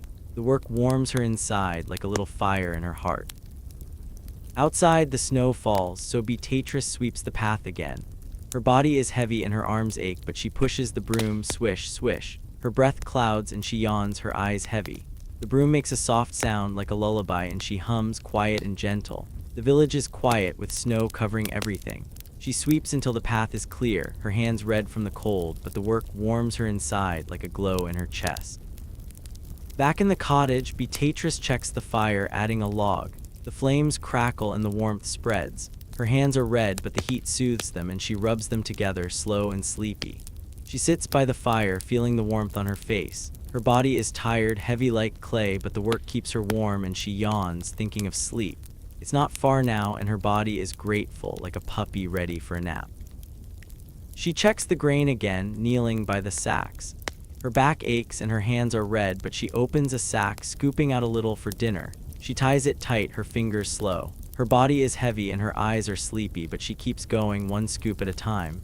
The cottage is cozy with the fire's glow and the smell of smoke. She hums, soft and sleepy, and her body feels grateful, knowing rest is close. Beatrice feeds the chickens again because they're hungry. She walks to the shed, her legs heavy, her boots crunching in the snow. The chickens cluck and she scatters grain, her hands red and cold. She yawns, her eyes heavy, thinking of her bed. The work warms her inside and her body is grateful, like it's ready to rest. She hums, soft and gentle, and the shed feels cozy with the animals' warmth. Back in the cottage, Beatrice mends another cloak, sewing slowly one stitch at a time. Her hands are red and her body is heavy, but she keeps going. The fire glows and her humming mixes with the flames. She yawns long and slow, her eyes sleepy. The cottage is warm and her body is grateful, knowing sleep is coming. Each task is small, but it adds up, making her body heavy like clay, but warm inside like a fire in her heart. Let's picture Beatrice one more time, sitting by the fire. Her hands are red, her body is heavy, and her eyes are sleepy. The cottage is cozy with the fire's glow and the smell of smoke. She yawns, thinking of her bed, and her body is grateful, knowing rest is close. The snow falls outside and her tasks are many, but she does them one at a time, slow and gentle like a lullaby. And as you listen, all cozy and warm, you're part of her afternoon too. It's an afternoon that's heavy and tired, but warm and hopeful, ready to carry you to sleep. Hey there, cozy listener. I'm so glad you're here, all snuggled up, ready to hear more about Beatrice and her quiet world. Let's take a deep breath and imagine a cold, snowy night a long, long time ago. The village is asleep, covered in snow, and Beatrice is ready to rest. Her bed is simple, just a mattress of straw, packed tight in a wooden frame. It's lumpy, sure, but she's used to it, and it feels just right. A rough wool blanket, patched from years of use, keeps her warm like a big hug. The straw smells faintly of earth, like fields after rain, and when she sinks into it, it crinkles softly like a hug from the ground. It's not a king's bed, not fancy at all, but it's hers, and it's enough. Let's talk about her bed, slow and gentle, like we're drifting into a dreamy sleep. It's late in the day, and Beatrice is tired. Her body feels heavy from chopping wood, feeding chickens, and sweeping snow. The cottage is warm from the fire, and the glow of the flames dances on the walls. Her bed is waiting, tucked against one wall of the one-room cottage. It's not big, just big enough for her and her husband, Tom, to share. The kids, Meg and Will, have their own little beds nearby, also made of straw. Beatrice looks at her bed, and her crooked smile comes out, soft and happy. She loves her bed because it's where she rests, where she dreams, and where she feels safe. The bed is simple, like everything in Beatrice's life. It's a mattress made of straw stuffed into a wooden frame. The frame is rough, made from logs cut from the forest. It's not smooth or shiny, just strong enough to hold the straw. The straw is packed tight so it doesn't spill out, but it's still a little lumpy. Beatrice doesn't mind the lumps. She slept on this bed for years, and her body knows every bump like a friend she's known forever. When she lies down, the straw shifts a little, molding to her shape, and it feels cozy, like the bed is hugging her. The straw smells nice, like earth and fields. It's a faint smell, not strong, but it reminds Beatrice of summer when the fields are green and the air is warm. The smell is comforting, like a memory of sunny days. When she sinks into the bed, the straw crinkles, making a soft, rustling sound. It's a quiet noise, like leaves whispering in the wind, and it's soothing like a lullaby. Beatrice loves that sound because it means she's home, safe in her bed, ready to rest. Over the straw is a wool blanket, rough and heavy. It's not soft like a modern blanket, but it's warm, and that's what matters. The blanket is old, patched with bits of wool from years of fixing. There's a patch from when Will was a baby and tore it, and another from when Meg spilled soup. Each patch is a memory, and Beatrice smiles when she sees them. The blanket is scratchy against her skin, but it keeps the cold away like a shield. When she pulls it up to her chin, it feels like a big, warm hug, wrapping her in safety. Let's picture Beatrice getting ready for bed. The fire is low, just glowing embers now, and the cottage is dark except for the fire's soft light. She yawns long and slow, her eyes heavy from the day's work. Her hands are red from the cold, but the cottage is warm and she feels cozy. She walks to her bed, her feet shuffling on the straw-covered floor. The floor is cold, but she's used to it, and her leather shoes, stuffed with straw, keep her toes warm. She sits on the edge of the bed, and the straw crinkles under her like it's saying, "Welcome back." She pulls off her shawl, folding it neatly and hanging it on a peg. Her wool dress is still on because it's too cold to sleep without it. She lies down, slow and careful, and the straw shifts, making that soft, crinkling sound. It's lumpy, but she wiggles a little, finding a comfy spot. The straw molds to her body like it's made just for her. She pulls the wool blanket up, tucking it around her shoulders. The blanket is heavy, pressing down gently, and it feels like a hug from the ground, warm and safe. The smell of the straw fills her nose, faint and earthy. It's a good smell, like walking through a field after rain. Beatrice breathes it in, slow and deep, and it makes her feel calm. The crinkling sound fades as she settles, and the cottage is quiet, except for the soft pop of the fire and Tom's gentle snoring. Meg and Will are asleep nearby, their breathing soft and steady. Beatrice listens to these sounds, and they're like a lullaby, helping her drift closer to sleep. The bed isn't perfect, like a king's bed with silk and feathers. It's simple, just straw and wood and wool. But Beatrice doesn't want a king's bed. She loves her bed because it's hers and it works. It keeps her warm, it lets her rest, and it holds her dreams.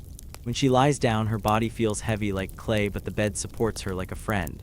She yawns again, her eyes closing, and the straw crinkles one last time like it's saying, "Good night." Let's imagine the bed again, because it's so important to Beatrice.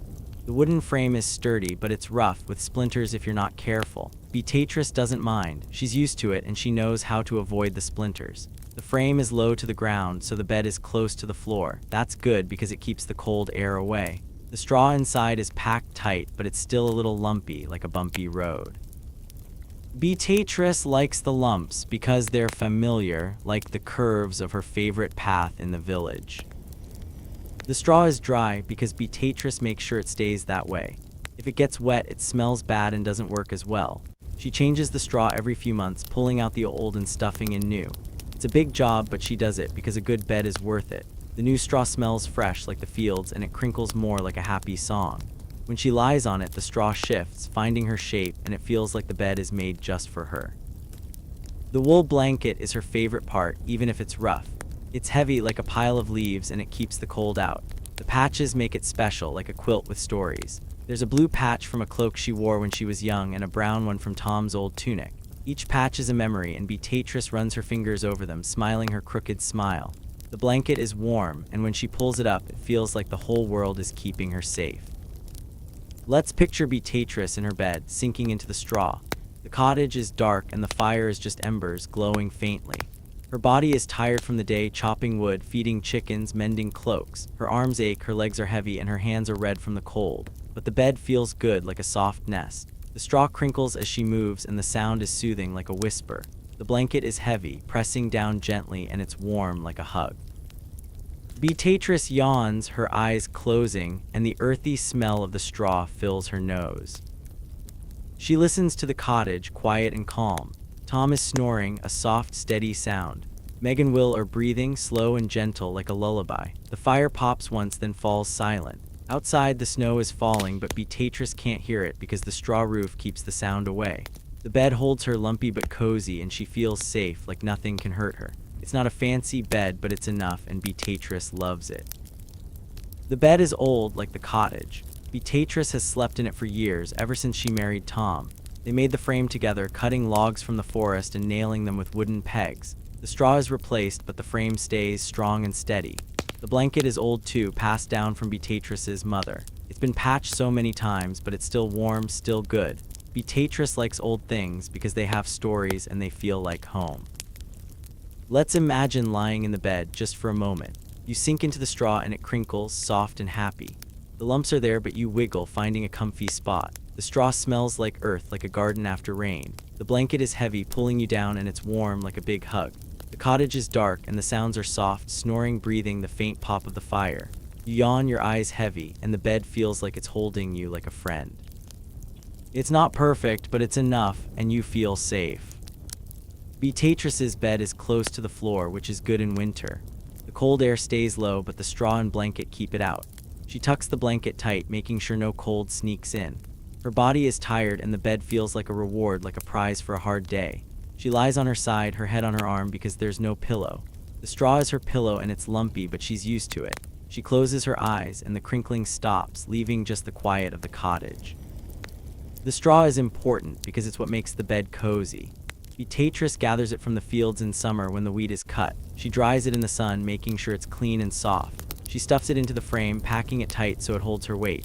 The straw is light, but it's strong and it keeps her warm. When she lies down, it shifts like it's hugging her, and the earthy smell makes her feel calm. She loves the straw because it's simple, like her life, and it works. The blanket is just as important. It's wool made from the sheep in the village. Beatrice helped spin the wool, turning it into thread, and someone wove it into cloth. It's rough, but it's warm, and it's been with her for years. The patches are like a map of her life, each one a story, each one a memory. She runs her fingers over them, feeling the different textures, and it makes her smile. The blanket is heavy, and it keeps the cold away, like a wall between her and the winter. Let's picture the bed again, because it's so special to Beatrice. The wooden frame is low, rough, but strong. The straw is packed tight, lumpy but cozy, and it crinkles when you move. The blanket is heavy, patched and warm like a hug. The smell of earth fills the air, faint and soothing, and the sounds of the cottage, snoring, breathing, the fire's pop, are soft like a lullaby. Beatrice lies there, her body heavy, her eyes closed, and the bed holds her like a friend. It's not a king's bed, but it's hers, and it's enough.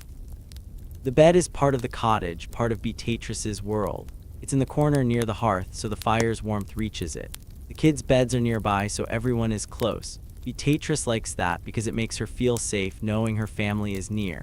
The bed is simple, but it's perfect for her. It's where she rests after a long day, where she dreams of spring or a good harvest. It's where she feels at home, no matter how cold it is outside.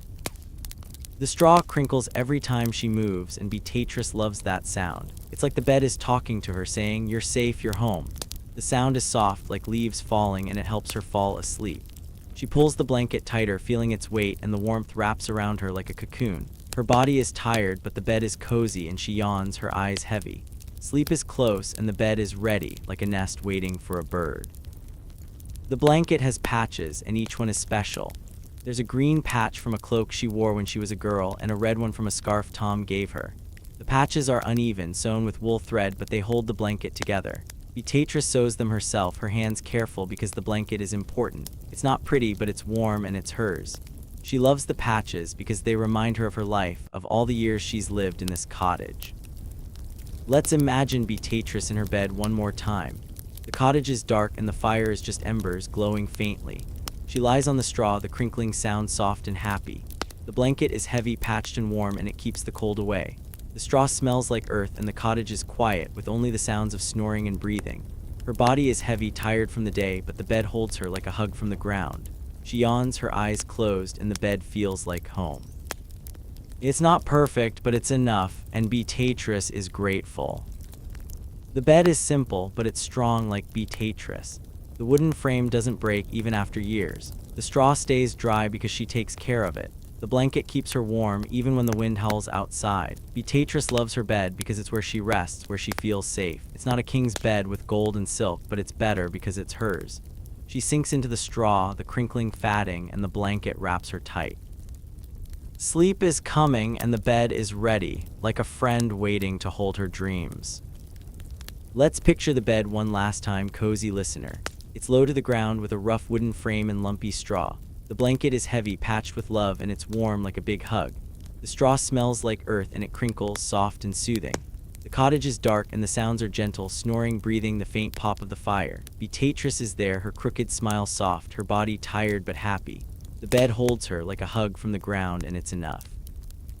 And as you listen, all cozy and warm, you're part of her night too.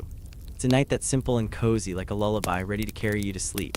Hey there, cozy listener. I'm so glad you're here, all snuggled up, ready to hear more about Beatrice and her little world. Let's take a deep breath and imagine a cold, snowy night a long, long time ago. The village is quiet, covered in snow, and Beatrice's cottage is dark and warm. The cottage is small, so everyone sleeps close, like a big hug. Beatrice's husband, Tom, snores beside her, his breath a steady rhythm like a soft drum. Their youngest, little Will, curls up at her feet, warm as a puppy, his breathing soft and sweet. Even the goats, Clover and Pip, are nearby, huddled in the lean-to next to the cottage, their soft bleats drifting through the walls. It's crowded, but it's warm, and the closeness feels like love, like a blanket wrapping everyone tight. Let's talk about who sleeps next to Beatrice, slow and gentle, like we're drifting into a dreamy sleep. It's nighttime and the cottage is quiet, except for the soft sounds of the family. The fire is low, just glowing embers, and the air is cool but cozy. Beatrice is in her bed, a simple mattress of straw with a wool blanket. The bed is lumpy, but she loves it because it's hers. The cottage is small, just one room, so everyone is close together. There's no space for big beds or separate rooms, but Beatrice doesn't mind. She likes having her family near because it makes her feel safe and loved, like they're all part of one big hug. Tom sleeps right beside her on the same straw bed. He's big, with a bushy beard, and he takes up a lot of space. His snoring is loud but steady, like a song that never stops. It goes in and out like waves on a beach. Beatrice smiles her crooked smile when she hears it, because it's a sound she knows so well. Tom's snoring means he's there, safe and warm, and that makes her heart happy. His breath is warm, puffing against her shoulder, and it feels like a little heater, keeping the cold away. She listens to his snoring, and it's like a lullaby, helping her drift closer to sleep. Tom is close, so close their arms touch under the blanket. The wool blanket is heavy, covering them both, and it's patched from years of use. Beatrice likes sharing the blanket with Tom because it makes the bed feel cozier. His body is warm, like a big rock that's been in the sun, and it keeps her warm too. Sometimes he mumbles in his sleep, saying things like "those goats" or "more wood." Beatrice giggles, soft like a hiccup, because Tom always grumbles, even in his dreams. But she loves him, and having him so close feels like love, like a promise that they're together, no matter how cold it is outside. At the foot of the bed is Will, their youngest, who's 6 years old. Will is small, with messy hair and a big smile even when he's asleep. He curls up like a puppy, his knees tucked to his chest, his little hands under his chin. His blanket is smaller, but it's wool too, and it keeps him warm. Will's body is warm like a tiny fire, and Beatrice can feel his heat against her feet. It's cozy, like having a hot water bottle, and it makes her smile.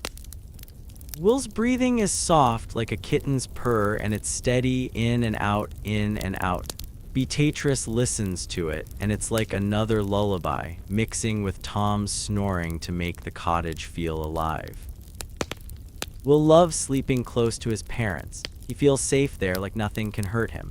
Sometimes he wiggles in his sleep, his feet bumping Beatrice's legs. She doesn't mind because it's a sign he's there, dreaming and happy. Once in a while, Will talks in his sleep, saying things like "goats jump high" or "I want bread." Beatrice chuckles, her hiccup laugh quiet, because Will is always thinking about goats or food, even in his dreams. Having him at her feet feels like love, like a warm little puppy curled up in her bed. Meg, their 8-year-old daughter, sleeps nearby on her own straw bed against the wall. The cottage is small, so Meg's bed is just a few steps away. Meg is a big girl, but she still likes being close to her family. Her bed is like Beatrice, with straw and a wool blanket, and it crinkles when she moves. Meg's breathing is soft, like a whisper, and Beatrice can hear it even from a little distance. It's a gentle sound, like wind through leaves, and it makes the cottage feel peaceful. Meg doesn't snore, but sometimes she sighs in her sleep, a tiny sound that makes Beatrice's heart feel full. Meg's bed is close enough that Beatrice could reach out and touch her if she stretched. The closeness is important because winter is cold and being near each other keeps everyone warm. Meg's blanket is patched too, with bits of wool sewn on. Beatrice made it for her when she was a baby, and it's grown with her, patched bigger every year. Meg loves her blanket, and she pulls it tight, just like Beatrice does. Knowing Meg is close, sleeping safe and warm, feels like love to Beatrice, like a soft hug that lasts all night. Outside the cottage in the lean-to are the goats, Clover and Pip. The lean-to is a small shed attached to the cottage with a straw roof and wooden walls. It's not as warm as the cottage, but it's cozy for the animals, with hay on the floor and the goats' body heat. Clover and Pip are curled up together, their furry bodies closed like they're hugging. Their soft bleats drift through the walls, quiet and sweet like a faraway song. Beatrice hears them, and it makes her smile, because her goats are part of the family too. The goats' bleats are gentle, like a baby's coo, and they come and go, mixing with Tom's snoring and Will's breathing. Sometimes Clover bleats a little louder and Pip answers with a softer sound. It's like they're talking in their sleep, telling each other stories. Beatrice loves that sound because it means her goats are safe and warm just outside the wall. The lean-to is close, so the goats feel like they're part of the cottage, part of the big, cozy hug that is Beatrice's family. The chickens are in the lean-to too, but they're quieter at night. They cluck sometimes, a soft, sleepy sound like they're dreaming of pecking grain. Beatrice can't always hear them, but when she does, it's like a little surprise, making her giggle. The chickens are farther from the cottage wall, so their sounds are faint, but they're still there, adding to the night's lullaby. Knowing they're close, safe in the lean-to, feels like love, like everything in her world is where it belongs. Let's picture the cottage at night, cozy listener. It's dark, with just the glow of embers from the fire. The room is small, so everyone is close. Beatrice is in her bed, the straw crinkling softly as she settles. Tom is beside her, snoring like a steady drum, his warm breath puffing against her. Will is at her feet, curled up like a puppy, his soft breathing like a purr. Meg is nearby, her bed just a step away, her sighs gentle like whispers. The goats in the lean-to bleat softly, their sounds drifting through the walls. It's crowded, but it's warm, and the closeness feels like love, like a big hug that holds everyone tight. The cottage is one room, so there's no space to spread out. The beds are close, lined up against the walls. Beatrice's bed is near the hearth, so the fire's warmth reaches it. Tom's big body takes up half the bed, but Beatrice doesn't mind. His snoring is loud, but it's comforting, like a song she's heard forever. She pulls the wool blanket tighter, feeling its weight, and Tom's warmth mixes with hers, making the bed cozy.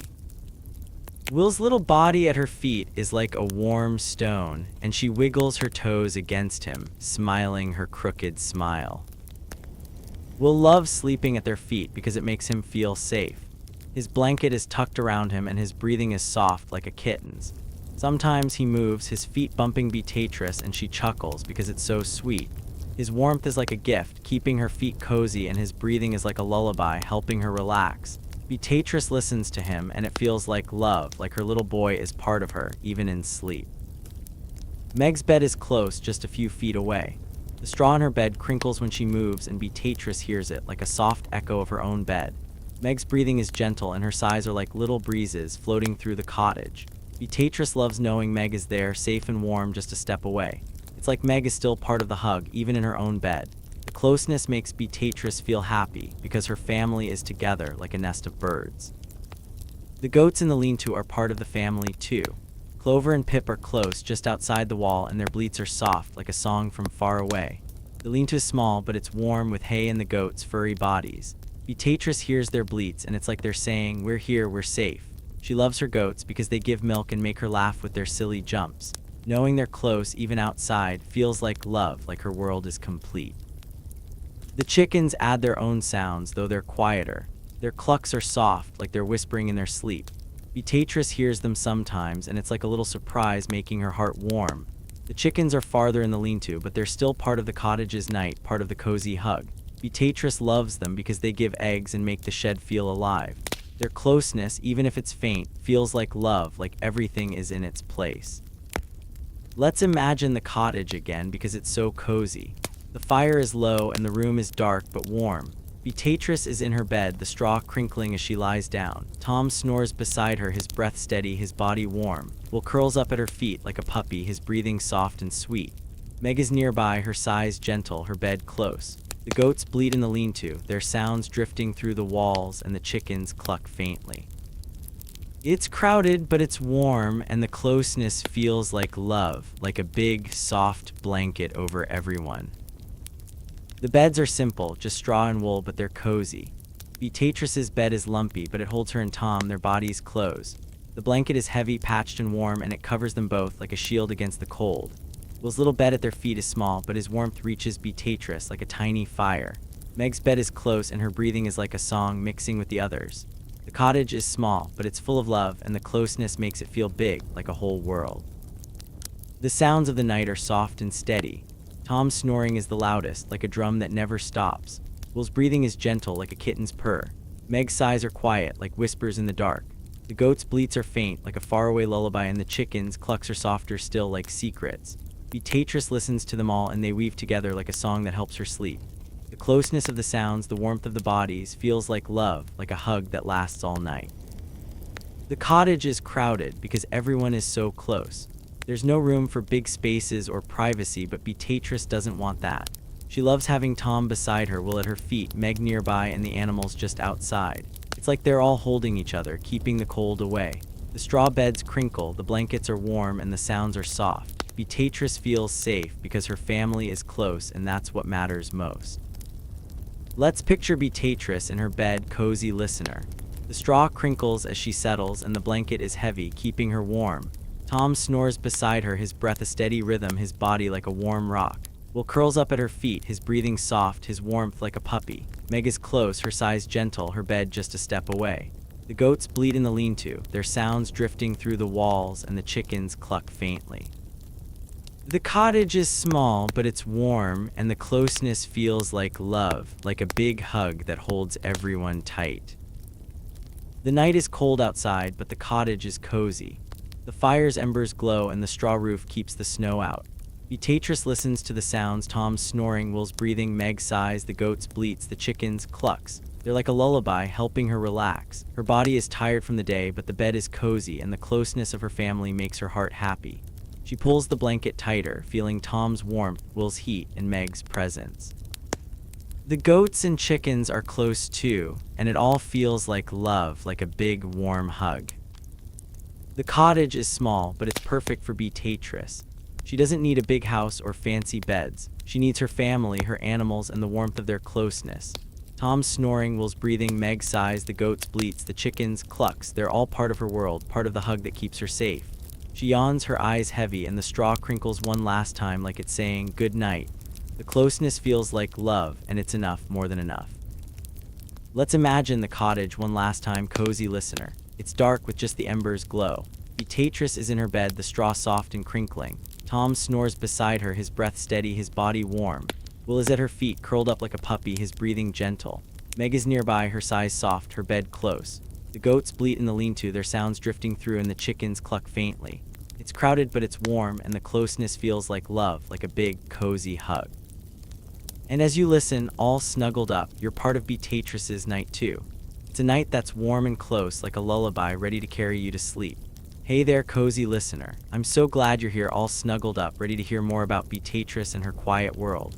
Let's take a deep breath and imagine a cold, snowy night a long, long time ago. The village is asleep, covered in snow, and Beatrice is in her bed, drifting off to sleep. As she closes her eyes, the night hums its own song, soft and gentle.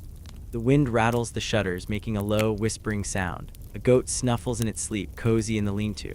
The fire pops just once like a sleepy goodbye. Somewhere far away, an owl calls, its hoot soft and dreamy. These sounds wrap around Beatrice like a warm blanket, a lullaby older than time. Let's listen to the sounds of the night, slow and gentle, like we're floating into a peaceful sleep. It's late and the cottage is dark. The fire is low, just glowing embers, and the air is cool but cozy. Beatrice is in her bed, a simple mattress of straw with a heavy wool blanket. Her body is tired from a long day of chopping wood, feeding chickens, and sweeping snow.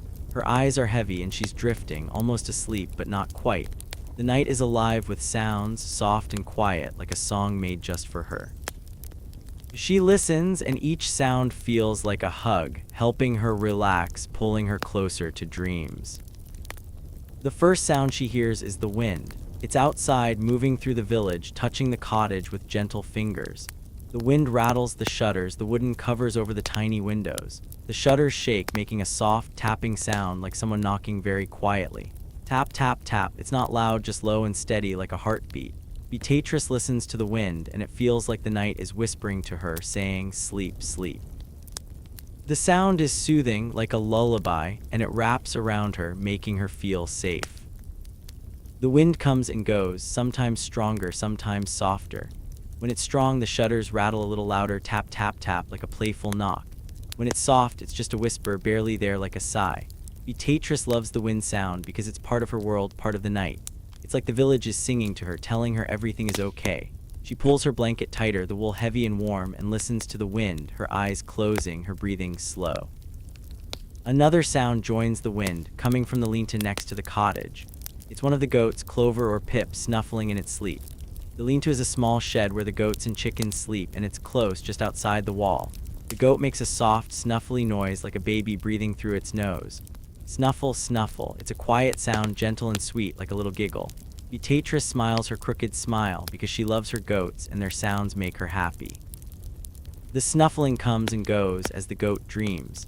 Sometimes it's Clover, sometimes Pip, and sometimes both, their noises mixing together. Snuffle, snuffle, bleat. The bleats are soft, like a whisper, not the loud ones they make during the day. Beatrice imagines the goats curled up in the hay, their furry bodies warm and close, like they're hugging each other. The snuffling is like a lullaby, mixing with the wind's tapping, and it helps her drift, like she's floating on a soft cloud. She listens, and the sound feels like love, like her goats are part of the night song. The fire in the cottage adds its own sound, a soft pop just once, like a sleepy goodbye.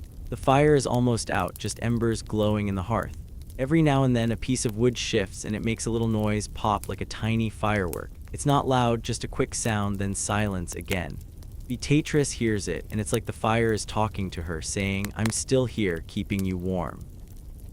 The pop is gentle, like a friend waving goodnight, and it makes her feel cozy, like the cottage is hugging her. The fire doesn't pop often because it's low, but when it does, it's a surprise, like a star twinkling in the dark. Beatrice listens for it, her ears catching the sound, and it's like a little gift, making the night feel alive. The embers glow, casting a faint light on the walls, and the pop mixes with the wind and the goat snuffling, creating a song that's soft and dreamy. She yawns, long and slow, her body sinking into the straw, and the fire's pop feels like part of the lullaby, pulling her closer to sleep. Far away outside the village, an owl calls, its hoot soft and dreamy. Hoo-hoo. The sound is faint, like it's coming from the forest, carried by the wind. The owl is high in a tree, its eyes big and bright, watching the snowy world. Its call is gentle, like a question, asking the night if it's time to sleep. Hoo-hoo. Beatrice hears it, and it's like a secret, a sound just for her. The owl's call is far away, but it feels close, like it's part of the cottage, part of the night's song. The owl calls again, hoo, and then it's quiet, waiting for an answer. Sometimes it calls more, sometimes it stops, and Beatrice listens, her ears catching the faint sound. It's like the owl is singing to her, a soft lullaby from the forest. The sound mixes with the wind's tapping, the goats snuffling, and the fires pop, creating a song that's older than time, a song that's been sung for years and years. Beatrice loves the owl's call because it makes the night feel big and peaceful, like the whole world is resting with her. Let's picture Beatrice in her bed, cozy listener. The straw crinkles as she settles, the wool blanket heavy and warm. Her eyes are closed and she's drifting, almost asleep. The wind rattles, the shutters tap, tap, tap like a gentle knock. The goat snuffles, snuffle, snuffle, soft and sweet. The fire pops, just once popped, like a sleepy goodbye. The owl calls, hoo, far away and dreamy. These sounds wrap around her like a lullaby, making her feel safe and calm. The cottage is dark and the night is cold, but Beatrice is warm, listening to the song of the night. Inside the cottage, there are other sounds too. Tom, her husband, snores beside her, his breath a steady rhythm in and out like a slow drum. His snoring is loud but comforting, like a sound she's known forever. Beatrice listens to it, and it's like another part of the lullaby, mixing with the wind and the goat. Will, their youngest, breathes softly at her feet, curled up like a puppy. His breathing is gentle, like a kitten's purr, and it's steady, in and out, in and out. Meg, nearby in her own bed, sighs in her sleep, a soft sound like a breeze. These sounds are close, part of the cottage, and they make Beatrice feel loved, like her family is singing with the night. The wind keeps rattling the shutters, tap, tap, tap, and Beatrice imagines it moving through the village, touching every house. The sound is steady, like a heartbeat, and it's calming, like someone rocking a cradle. She pulls her blanket tighter, the straw crinkling, and listens to the wind, her breathing slow. The wind is part of her world, part of the night, and it feels like a friend whispering soft words to help her sleep. The shutters shake, tap, tap, and it's like the cottage is joining the lullaby, adding its own notes to the song. The goat snuffles again, snuffle, snuffle, and Beatrice pictures Clover or Pip curled up in the lean-to. The lean-to is close and the wall is thin, so the sound comes through soft and clear. The goats are warm, their furry bodies close, and their snuffling is like a little laugh, making Beatrice smile. She loves her goats because they're part of her family and their sounds are part of the night's song. The snuffling mixes with Tom's snoring, Will's breathing, and Meg's sighs, creating a lullaby that's cozy and warm, like a blanket of sound. The fire pops again, pop, and Beatrice hears it, her ears catching the tiny sound. The embers are low, but they're still alive, glowing in the hearth. The pop is quick, like a snap of fingers, and then it's quiet again. Beatrice imagines the fire, its warmth still reaching her bed, and the pop feels like a goodbye, like the fire is saying, sleep well. The sound is gentle, mixing with the wind, the goat, and the family, and it's like a star in the night song, shining for a moment before fading. The owl calls, hoo, far away in the forest. The sound is soft, like a whisper from the trees, and Beatrice listens, her heart calm. The owl is part of the night, part of the big, quiet world outside. Its call is like a dream, floating through the snow, reaching the cottage. Hoo, Beatrice loves the owl's sound because it makes the night feel wide and peaceful, like there's room for everyone to sleep. The call mixes with the other sounds, creating a lullaby that's old and wise, like a story told by the stars. Let's imagine the night again, cozy listener. The cottage is dark with just the embers glow. Beatrice is in her bed, the straw soft and crinkling. The wind rattles, the shutters tap, tap, tap like a gentle knock. The goat snuffles, snuffle, snuffle, sweet and quiet. The fire pops, pop like a sleepy goodbye. The owl calls, hoo, far away and dreamy. Tom snores in and out, will breathe, soft and steady, and Meg sighs like a breeze. These sounds wrap around Beatrice like a lullaby, making her feel safe and warm, pulling her to sleep. The wind is always there, moving through the village, tapping the shutters, tap, tap, tap. It's like a friend who never leaves, always singing its soft song. Beatrice listens, and the sound is calming, like a hand smoothing her hair. The shutters shake, and the wind whispers low and gentle, like it's telling her secrets about the night. She yawns, her eyes heavy, and the wind sound is part of the lullaby, mixing with the other noises, helping her drift. The goat snuffles, snuffle, snuffle, and Beatrice imagines Clover and Pip warm in their hay. The The sound is close, coming through the wall, and it's like a little hug, making her heart happy. The goats are part of her world, and their snuffling is part of the night's song, like a soft note and a big melody. Beatrice listens, and the sound is soothing, like a baby's breath, helping her relax. The snuffling mixes with the wind, the fire, and the family, creating a lullaby that's cozy and sweet. The fire pops, and Beatrice hears it, like a tiny surprise in the dark. The embers are glowing, keeping the cottage warm, and the pop is like a wink, saying, "I'm here." The sound is quick, but it's part of the night, part of the song. Beatrice loves the fire's pop because it's like the cottage is alive, singing with the wind and the goat. She pulls her blanket tighter, the straw crinkling, and the pop feels like a lullaby, pulling her closer to sleep. The owl calls again, hoo, soft and far away. The sound is like a dream floating through the snow, reaching Beatrice's ears. The owl is in the forest, high in a tree, and its call is like a question, asking the night to be kind. Beatrice listens, and the sound is peaceful, like a hug from the world. The owl's call mixes with the wind, the goat, the fire, and the family, creating a lullaby that's old and gentle, like a song from long ago. The cottage is full of sounds, all soft and cozy. Tom's snoring is steady, like a drum, in and out, in and out. Will's breathing is gentle, like a kitten's purr, soft and sweet. Meg's sighs are quiet, like a breeze floating through the dark. The wind rattles, tap, tap, tap, the goat snuffles, snuffle, snuffle, the fire pops, pop, and the owl calls, hoo, hoo. Beatrice listens to them all, and they weave together like a blanket of sound, wrapping her tight, helping her sleep. The night is cold outside, but the cottage is warm, and the sounds make it cozier. The wind's tapping is like a heartbeat, steady and calm. The goat's snuffling is like a little laugh, sweet and happy. The fire's pop is like a star, shining for a moment. The owl's call is like a dream, far away but close.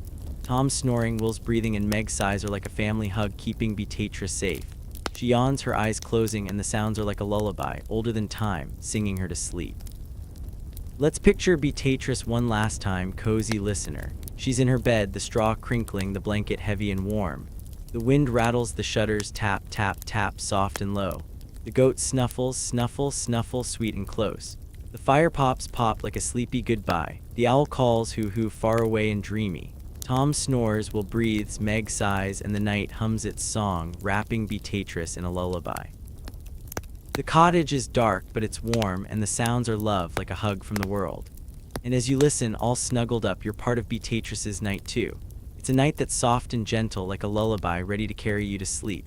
Hey there, cozy listener. I'm so glad you're here, all snuggled up, ready to hear more about Beatrice and her quiet world. Let's take a deep breath and imagine a cold, snowy night, a long, long time ago. The village is asleep, wrapped in snow, and the cottage is dark and warm. Sometimes Beatrice wakes in the dark, not with a jump, but with a soft stirring, like a leaf floating to the ground. Long ago, people like her had 2 sleeps in one night, a way of resting called segmented sleep. She lies there still and calm, listening to the quiet, maybe whispering a prayer or thinking about tomorrow's bread. There's no rush, no worry, just peace. The dark is patient, like a kind friend, and so is Beatrice. Let's join her in this midnight break, slow and gentle, like we're drifting in a dreamy night. It's the middle of the night, and the cottage is silent, except for soft sounds. The fire is low, just glowing embers, and the air is cool but cozy. Beatrice is in her bed, a simple mattress of straw with a heavy wool blanket. Her husband Tom snores beside her, his breath steady like a slow song. Their youngest, Will, curls up at her feet, warm like a puppy, breathing softly. Meg, their daughter, sleeps nearby in her own bed, her sighs gentle like a breeze. The goats, Clover and Pip, are in the lean-to outside, their snuffles faint through the wall. Beatrice stirs, her eyes opening slowly, not because she's scared, but because her body says it's time for a little break. This waking isn't sudden, not like a loud noise or a bad dream. It's soft, like waking from a nap and feeling calm. Beatrice lies still, her body heavy on the straw, the blanket warm around her. The straw crinkles a little as she shifts, a quiet sound like leaves rustling. She doesn't sit up or move much, just opens her eyes and looks into the dark. The cottage is so dark she can't see the walls, but she knows they're there, strong and safe. She feels cozy, like the night is hugging her, and she's happy to be awake for this quiet moment. Long ago, people like Beatrice didn't sleep all night in one go. They had 2 sleeps, a first sleep and a second sleep with a break in between. This break was normal, a time to rest, think, or pray. Beatrice likes this time because it's peaceful, like a secret only she knows. She lies there listening to the sounds of the cottage, letting her thoughts wander. There's no hurry, no need to get up or do chores. The dark is kind, waiting for her, and she's patient too, like a cat napping in the sun. The first sound she hears is Tom's snoring, steady and loud like a drum. In and out, in and out. It's a sound she knows so well, like a favorite song. His breath is warm, puffing against her shoulder, and it feels cozy, like a little fire. Beatrice smiles her crooked smile because Tom's snoring means he's safe and resting. The sound is part of the night, part of the cottage, and it's like a lullaby even when she's awake. She listens, and it makes her heart feel warm, like love is all around her. Will's breathing joins the snoring, soft and gentle, like a kitten's purr. He's curled up at her feet, his little body warm like a tiny heater.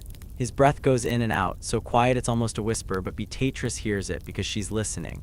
Will's breathing is sweet, like a baby's, and it makes her feel happy knowing her youngest is close. Sometimes he moves a little, his feet bumping her legs, and she giggles, soft like a hiccup. The sound of his breathing is like a hug, part of the midnight break, helping her feel calm. Meg's sighs come next, from her bed nearby. The cottage is small, so Meg is just a few steps away, her straw bed crinkling when she moves. Her sighs are soft, like a breeze through the trees, and they come and go like little waves. Beatrice listens, and the sighs are like a gentle song, telling her Meg is safe and dreaming. Meg's breathing is steady, mixing with Will's and Tom's, and it's like the family is singing together, even in sleep. The sound wraps around Beatrice like a warm blanket, making the dark feel friendly. Outside, the goats snuffle in the lean-to, their sounds faint but clear. Clover and Pip are curled up in the hay, their furry bodies warm and close. Snuffle, snuffle, like a baby breathing through its nose. The lean-to is right next to the cottage, so the sound comes through the wall, soft and sweet. Beatrice loves her goats, and their snuffling is like a little laugh, making her smile. It's a quiet sound, part of the night, and it feels like the goats are part of the family, sleeping close, adding to the midnight song. The wind is there too, moving outside, rattling the shutters. Tap, tap, tap, like a gentle knock. The shutters are wooden, covering the tiny windows, and they shake when the wind touches them. The sound is low, like a heartbeat, steady and calm. Beatrice listens, and the wind feels like a friend, whispering to the cottage, saying, "Sleep, sleep." The tapping mixes with the snoring, the breathing, and the snuffling, creating a lullaby that's soft and peaceful, like a hug from the night. Sometimes the fire pops, just once pop, like a tiny surprise. The embers are low, glowing faintly, but they're still alive, keeping the cottage warm. The pop is quick, like a snap, and then it's quiet again. Beatrice hears it, and it's like the fire is saying, "I'm here, keeping you cozy." The sound is gentle, part of the midnight break, and it makes her feel safe, like the cottage is watching over her. The pop is rare, but when it comes, it's like a star in the dark, shining for a moment. Far away, an owl calls, hoo-hoo, soft and dreamy. The sound is faint, coming from the forest, carried by the wind. The owl is in a tree, its eyes big, watching the snowy world. Its call is like a question, asking the night if everyone's asleep. Beatrice hears it, and it's like a secret, a sound just for her. The owl's hoot is part of the lullaby, mixing with the wind, the goats, and the fire, making the night feel big and calm, like a wide, quiet world. Beatrice lies there, listening to all these sounds, and they wrap around her like a soft blanket. She doesn't move much, just breathes, slow and steady, letting the night hold her. Sometimes she whispers a prayer, a simple one, asking for her family to be safe and warm. "Keep Tom strong, keep Will happy, keep Meg safe," she says, her voice so quiet it's like a breath. The prayer is short, but it feels good, like talking to a friend. She doesn't worry because the dark is patient, and her words float into the night like little stars. Other times, she thinks about tomorrow's bread. She pictures the grain in the sacks, the flour she'll grind, the dough she'll knead. It's a simple thought, not a worry, just a plan, like drawing a picture in her mind. She imagines the smell of baking bread, warm and cozy, filling the cottage. The thought is calming, like knowing everything will be okay. Beatrice doesn't rush her thoughts, letting them come and go like clouds in the sky. The dark is kind, giving her time, and she's patient, happy to lie there and think. The cottage is so quiet, but so alive with sounds. Tom's snoring, Will's breathing, Meg's sighs, the goats snuffling, the wind's tapping, the fire's pop, the owl's hoot. They all mix together like a song with many parts. Beatrice listens, and the sounds are like a lullaby, older than time, singing her back to sleep. She doesn't feel alone because the sounds are her friends, keeping her company in the midnight break. Her body is heavy, her eyes are sleepy, and the dark is cozy, like a big hug. Let's picture Beatrice in her bed, cozy listener. The straw crinkles as she lies still, the wool blanket heavy and warm. Tom snores beside her in and out like a steady drum. Will breathes at her feet, soft like a kitten, his warmth cozy. Meg sighs nearby, her bed close, her sound like a breeze. The goats snuffle outside, snuffle, snuffle, sweet and faint. The wind rattles the shutters, tap, tap, tap, gentle and low. The fire pops, pop, like a sleepy goodbye. The owl calls, hoo hoo, far away and dreamy. Beatrice listens, whispering a prayer or thinking of bread, and the dark is patient, wrapping her in peace. The midnight break is special because it's a time just for Beatrice. She doesn't have to do chores or take care of anyone. She can just lie there, listening, thinking, being still. The dark is like a soft blanket covering her, and the sounds are like a song helping her rest. She whispers another prayer, keep the goats safe, keep the fire warm, and it feels good, like sending love into the night. Her thoughts drift to tomorrow, to the bread, the chores, the family, but they're not heavy thoughts, just gentle ones like ripples in a pond. The sounds keep going, steady and soft. Tom's snoring is the loudest, like a big wave in and out. Will's breathing is gentle, like a little wave, soft and sweet. Meg's sighs are quiet, like a breath of wind. The goats snuffle, snuffle, snuffle, like a baby's laugh. The wind taps, tap, tap, tap, like a friendly knock. The fire pops, pop, when it wants to. The owl hoots, hoo hoo, far away. Beatrice listens, and the sounds are like a family, all together, singing her to sleep. Sometimes, Beatrice thinks about her day, the things she did, chopping wood, feeding chickens, sweeping snow. It's not a worry, just a memory, like looking at a picture. She thinks about her family, how Tom grumbled about the goats, how Will laughed, how Meg helped with chores. The thoughts are warm, like the fire's glow, and they make her smile, soft and crooked. The dark is patient, letting her think, and she's happy to lie there, wrapped in the night's quiet. The cottage feels alive, even in the dark. The straw bed crinkles when she moves, a soft sound like a whisper. The blanket is heavy, keeping her warm, and Tom's warmth beside her is like a big hug. Will's warmth at her feet is like a little hug, and Meg's closeness is like a hug too. The goats outside are part of it, they're snuffling like a hug from the lean-to. The wind, the fire, the owl, they're all part of the cottage, part of the night, part of the lullaby that holds Beatrice close. Let's imagine the midnight break again, cozy listener. Beatrice is in her bed, the straw soft and crinkling. Tom snores in and out, steady and loud. Will breathes, soft and gentle like a kitten. Meg sighs, quiet like a breeze. The goats snuffle, snuffle, snuffle, sweet and close. The wind rattles, tap, tap, tap, low and calm. The fire pops, pop like a tiny surprise. The owl calls, hoo hoo, dreamy and far.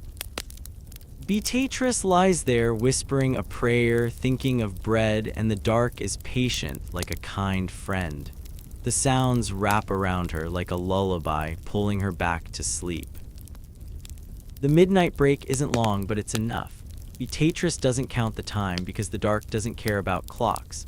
She lies there, listening, thinking, praying until her eyes get heavy again. The sounds keep going, soft and steady like a river flowing gently. Tom's snoring, Will's breathing, Meg sighs, the goats snuffling, the winds tapping, the fires pop, the owls hoot. They're all there like a song that never ends. Beatrice yawns, her body sinking into the straw, and the dark is cozy, like a big, warm hug. Sometimes she whispers another prayer, keep the village safe, keep the snow kind, and it feels like sending a wish into the night. The prayer is simple, but it's strong like her love for her family. She thinks